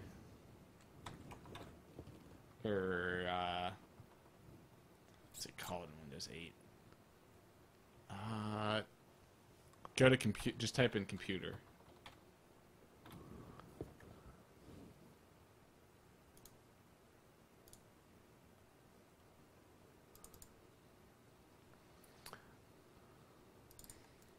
Microsoft Basic Display Adapter. So yeah, I need.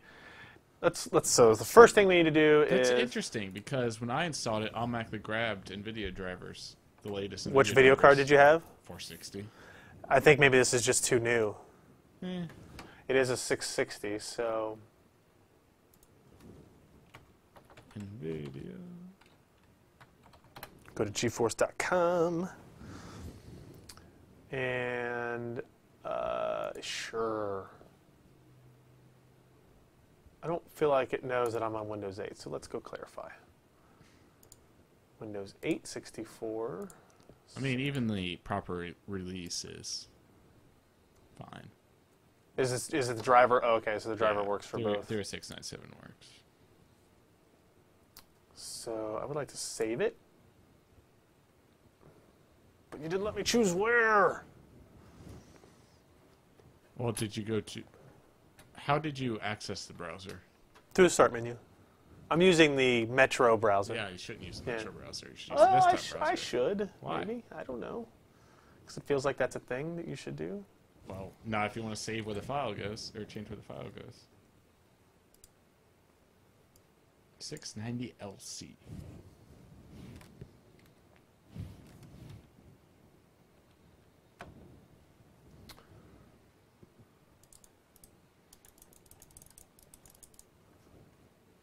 Okay. What else? It's got my contacts. Apparently there's a sync option. That's what they're saying. Oh, really? Yeah.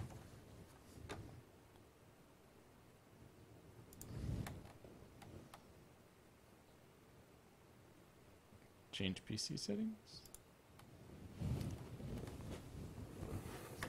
Sync your settings.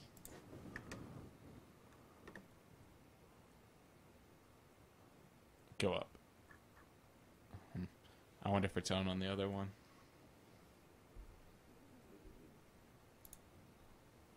Let's check for updates. I bet it could get a driver that way, maybe, too.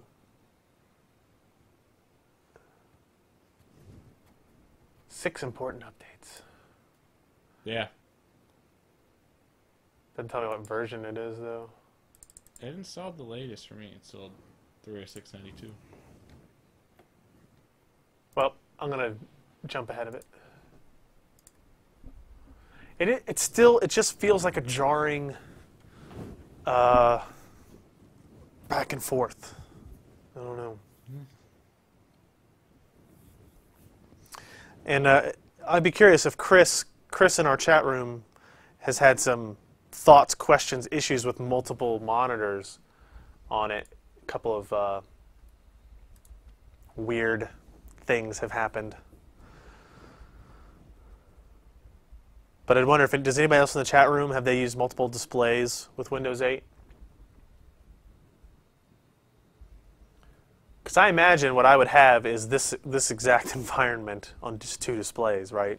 Still have all my icons that I pin and all that kind of stuff. So, Dark Lord says Win 8 is fun with multiple monitor. How so?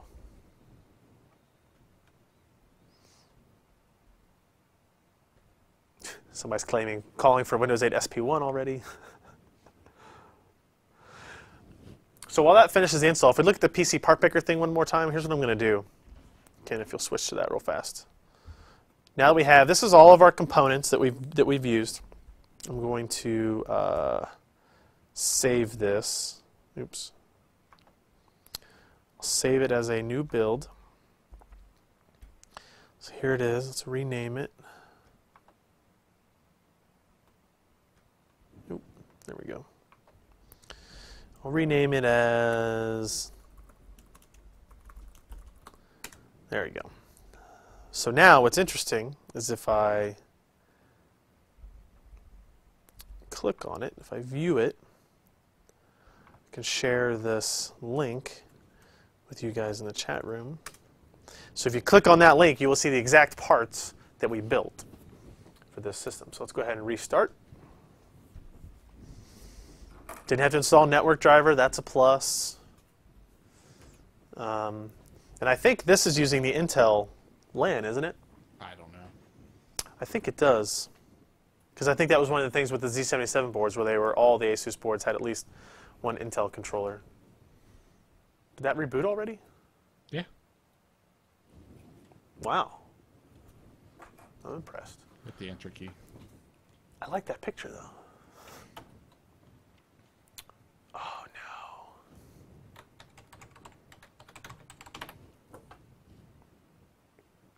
Aha, now I have a lot more real estate.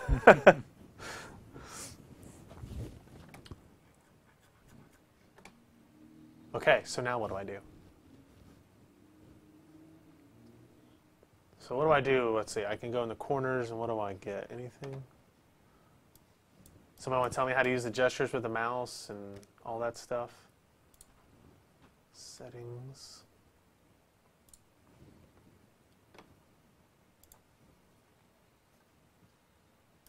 Yeah, we'll install them then. Notifications, personalize. The display capture isn't working anymore. What's that? Display capture isn't working anymore. Okay. Let me look at.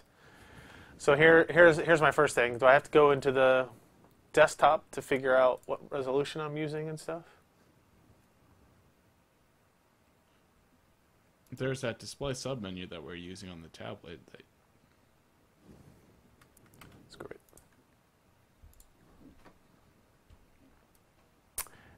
It says Sony TV. It thinks I'm connected to the Sony TV. Yeah. Well, I mean, we're using that. Yeah. Yeah.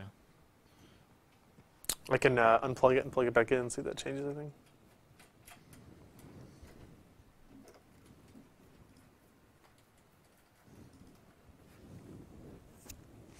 Nothing? Nope. If you want to try to like unplug and plug the cable in it.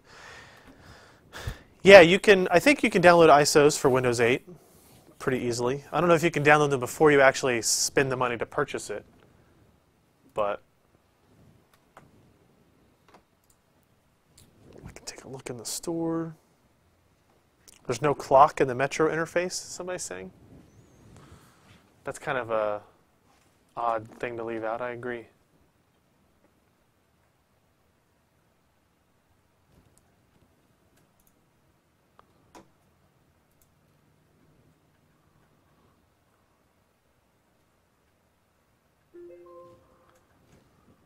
Newegg was installed. Wait a minute, that's passing through audio too. I didn't think it would be able to do that. That's what I was thinking. It was weird because now it thinks it's connected to the Sony TV as opposed to like. I don't know. Our dual link DVI cable is now passing audio through to a DVI splitter. Yeah, now it's like it doesn't. Yeah.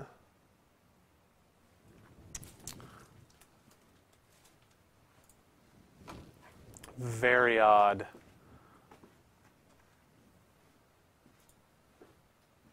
See if I can get that fixed up real quick, guys. Still not working?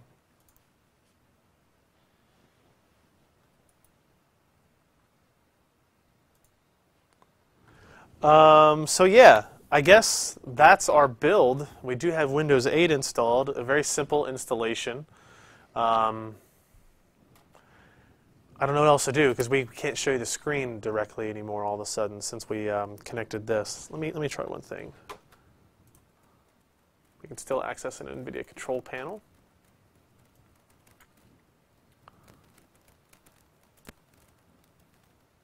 Yeah, it shows audio going through Sony TV through DVI.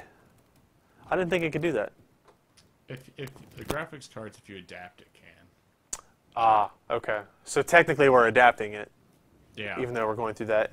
Did you power off and power on the DVI DL? No. Let me try that real quick.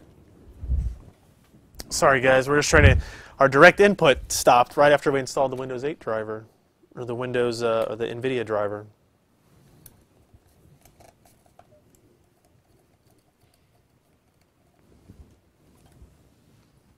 Nope. Still nothing? Nope.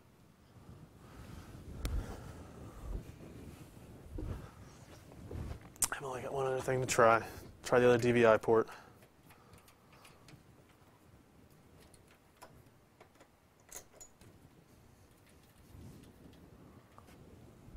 Hook up a bunch of different peripherals and see if they work. You can try that. You could just hook up both displays natively to the GPU and mirror them. Yeah, now that we're at the GPU level, I can do that. That's true. I'll do that. Good thought. Troubleshooting. Live.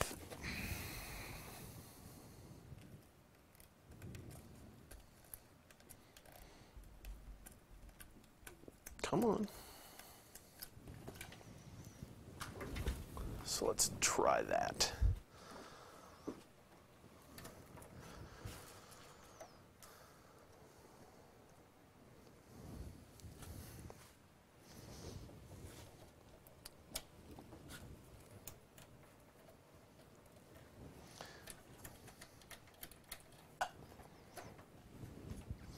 Hang with us just a second, guys.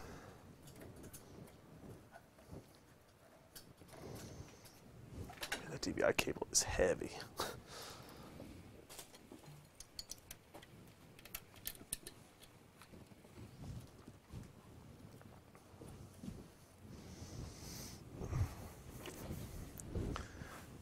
See anything yet?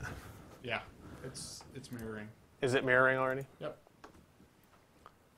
Well, no, it's just extending. Well, we don't want that.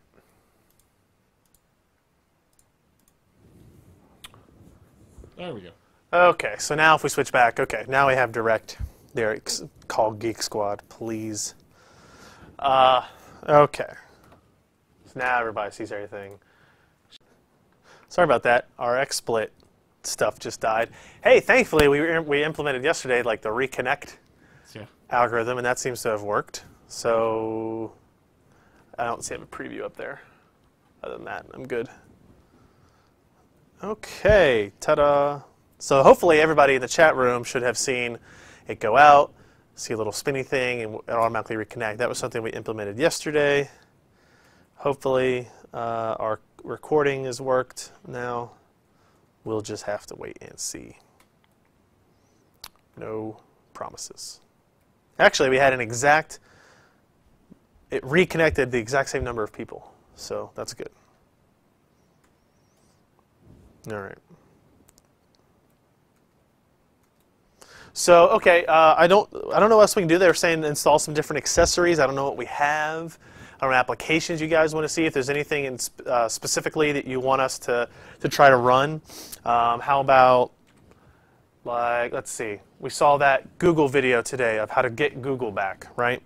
So if we go to the store and we type in Google, give me my Google search application, and Chrome in the store. Wait, what?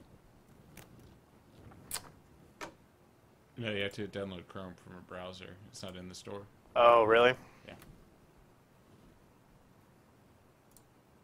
Why do you insist on using the Metro browser? It's pretty.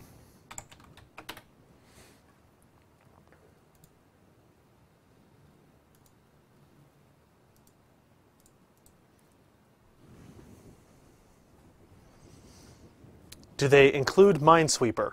That is a valid question. It's not included. You have to download it. Oh, really? I think so. UAC is back.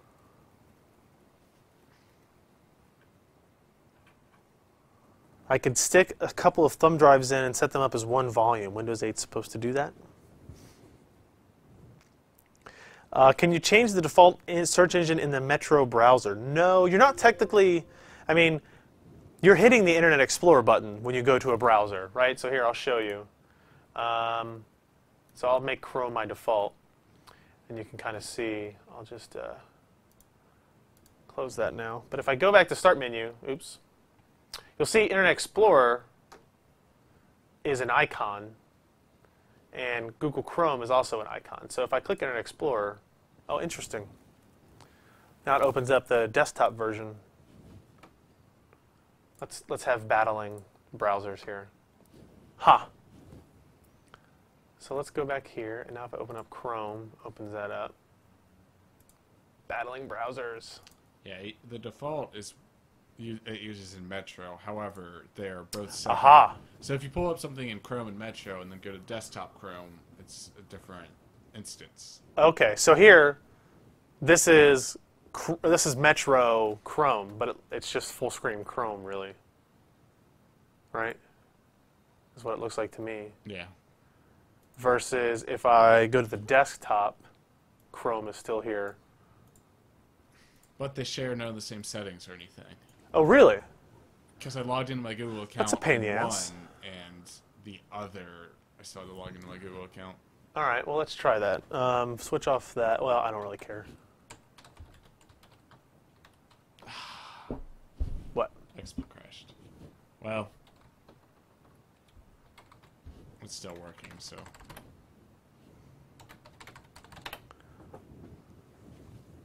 Okay. So I logged into it here, and it got my shortcuts and all that kind of stuff. All right, oops. There's the wonderful PC perspective. There's me blindfolded promoting this event that we're on still right now. Okay. So you're saying, but when I go into the Chrome browser here, that's not the case, huh? Mm-hmm. See, you're not even signed in. Huh. Huh.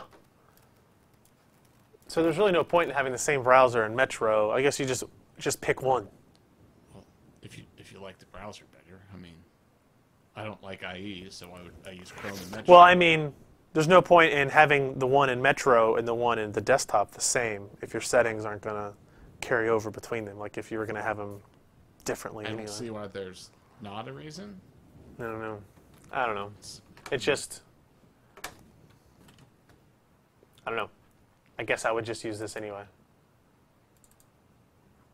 So, have you guys checked out Scott's wonderful editorial on why he doesn't like Windows 8? Now that we're here talking about it and installing it.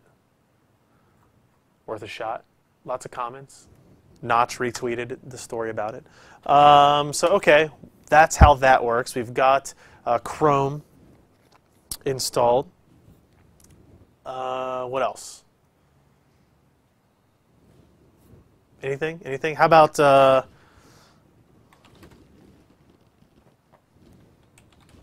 Steam? Well, we need to install Steam, obviously.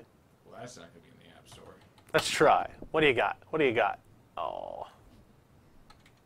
Mechanical Engineering 101. See, that's why you change your default browser in Metro. So you can use it like that. But then you're still not logged. I don't. I think any of the Metro apps that call the browser will use Chrome. Right. Yeah, I see what you're saying. But it's dumb then that you don't have your preferences. Like you don't have the same login account. Well, if you log into both Chrome on both places, Google will sync that stuff. Yeah, I guess. I don't understand why they have them separated. I guess is my issue. I don't really get it. Because all stuff in the Metro interface is instanced. It's sandboxed.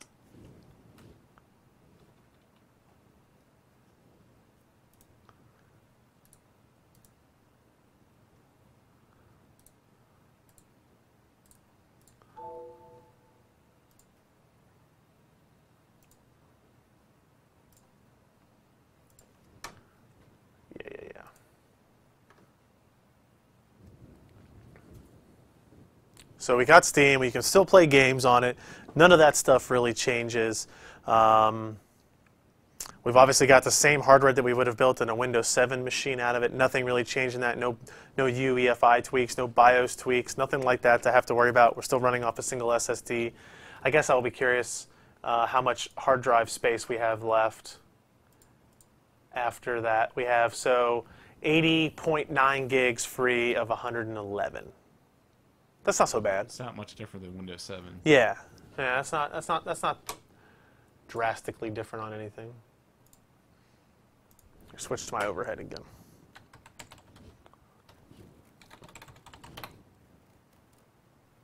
Oh, gotta get a. Where's my phone? No, look on here. Steam, your security is awesome. Just saying.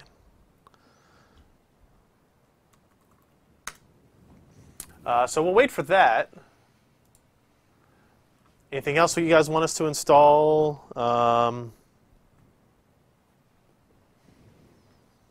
Test, run. 30 gig installs is pretty normal.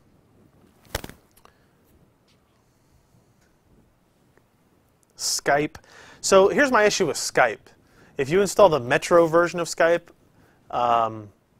you have to merge your Skype account with your live account. And the problem for me is my live account is complex, I guess we'll say. It was hacked a long time ago, and the email address never got changed back, so I'm using an email that is not an email address I actually ever use or utilize, and the ability to change it is lost.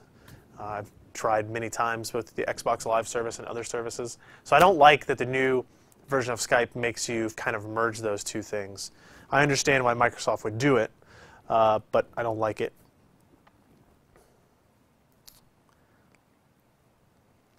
The install told you UT 2004 would be a problem? Oh, no. You can't run UT 2004 on Windows 8? Pull the hard drive. I don't even want this anymore. Show the shutdown restart menu. Install OnLive. Where is the shutdown restart menu? Maybe that's the joke.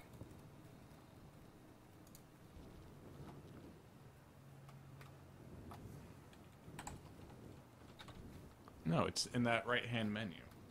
You've been using a Windows 8 tablet for... Yeah, but I've never shut it down or restarted. Yes, you have. It's in the right-hand menu. Yeah. No, that would be your left. Let's try the menu on your right. Go to settings. Power. Oh, I see. That's not the best.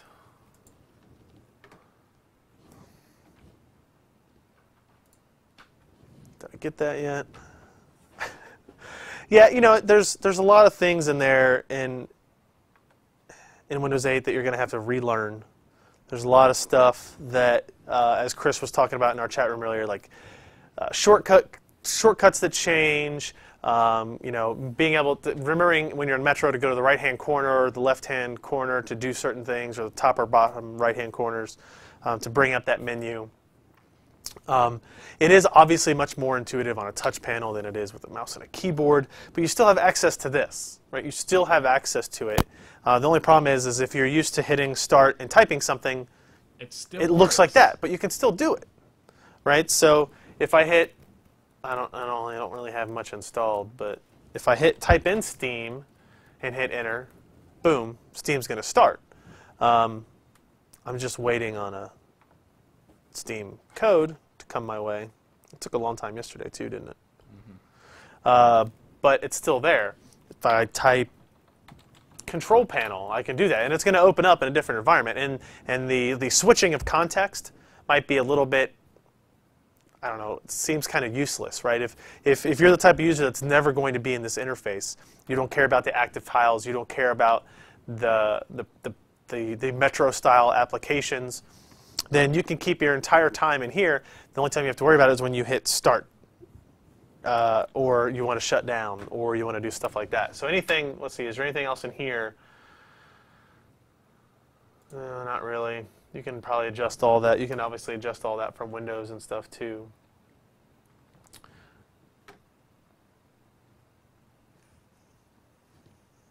Yeah, I don't know. I agree that I don't see the need for this on the desktop, but you'll still have access to everything that you want. Unless you can't play Unreal Tournament 2004, in which case I'm out. Win D is important. Yep, I'll take you to your desktop. Win E, let's just hit these buttons. Brings up my computer. Explorer. Oh, okay. Yeah.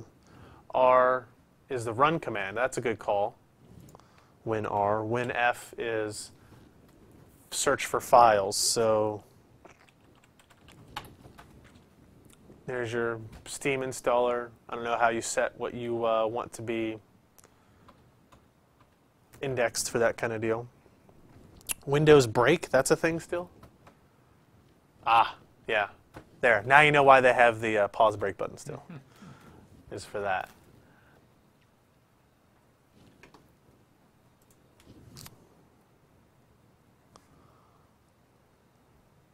So there, yeah, I've seen several people mention in the chat room you can install an app that will let you bring back the start menu. I haven't done it. I don't know why I would, really. I don't know. I guess if you still really want that. I'm curious what hack they're getting around to actually have that install happen. I'll wait one more time for the Steam thing's not coming. So there you go. So this is going to be something, and now Windows Tab, instead of getting that really cool and useful 3D view of things, you get this screen instead. Alt Tab still does the same thing.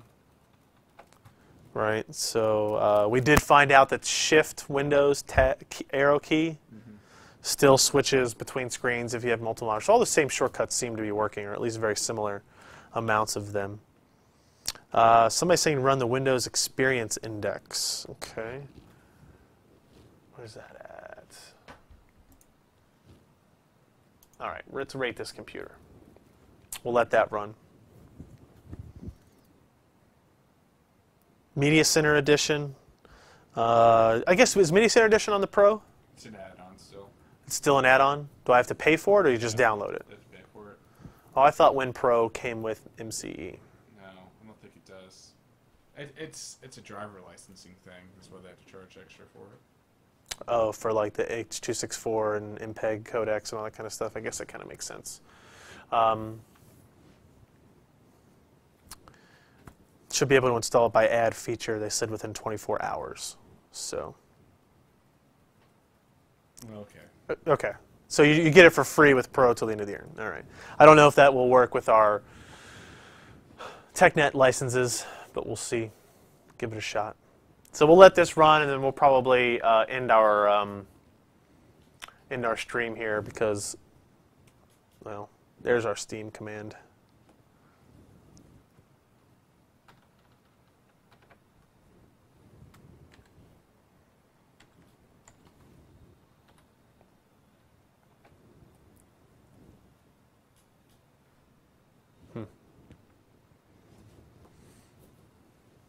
Media decoding. What's it go up to? So now it goes up to 9.9. There's your reason to upgrade to Windows 8. Whoa. Is if you were stuck at 7.9, now you can go up to 9.9. Interestingly, we have a system here that we're testing from Origin that has an overclocked Sandy Bridge E 6-core processor running at 4.9 gigahertz, and it has a 7.8 on the Experience Index in Windows 7. Yeah, exactly. So you've never seen 7.9 on the CPU side, huh? Because we had 7.9 on every other component, right? Mm-hmm. But never on the CPU side, which is pretty much crazy talk.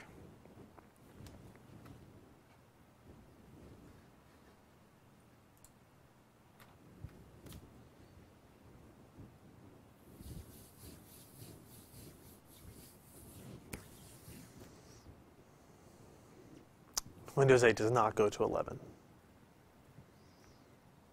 So we're still waiting on the CPU performance, the Windows Experience Index to check. Meanwhile, you can get an idea of who on my friends, Steam friends list is playing games when they should be working. I'll be curious, will I hit 9.9 on everything? What do you think? Oh, yeah, definitely. You think so? No. No? No. The 660 Ti may not. Well, I don't know. It only.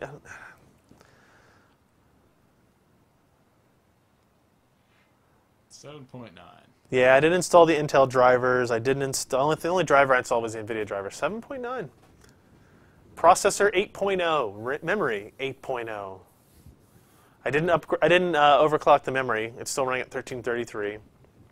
Graphics only 7.9. Gaming graphics only 7.9, and 8.1 on the SSD.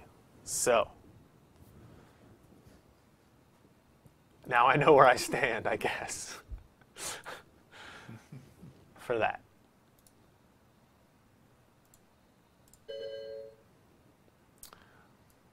And just because I know we'll play it eventually, we'll just run the installer for that.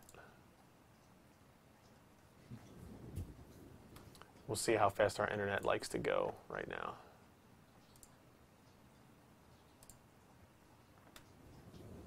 That's pretty good. And hopefully it won't kill our stream, now that I think about it. I would hit 9.9 on the power supply. That's a good call, George.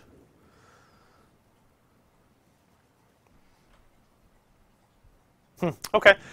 Well, I guess that's it, right? So this was just a demonstration of me building this PC for my own uses, installing Windows 8, giving you guys a quick overview of what changed in the setup process, and the answer is pretty much nothing. It's a little bit quicker. It's a little bit easier, I guess.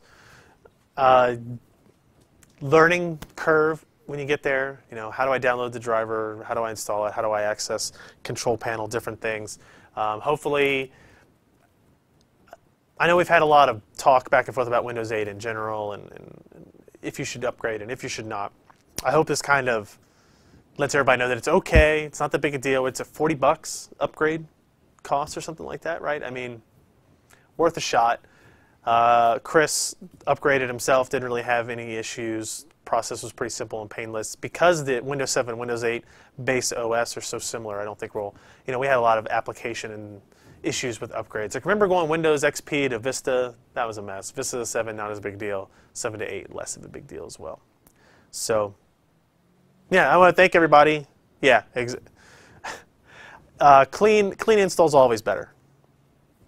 Yeah, clean install is always better, and obviously that's what we were able to do with this. And I'll just manually copy all of my applications and stuff over, but I know a lot of people aren't as comfortable with that. So again, great hardware setup, easy to do. I didn't mess anything up. That was cool. Much more simple, not blindfolded. A little bit cleaner on the thermal paste application, not blindfolded. And yeah, so we'll have more coverage of Windows 8 starting next week as well. We'll do some performance testing. I think Tim's working on a review just kind of the operating system in general and what our overall thoughts on that. Make sure you join, follow us on Twitter and Facebook, facebook.com/PCPer, twitter.com/PCPer, PCPer.com/podcast.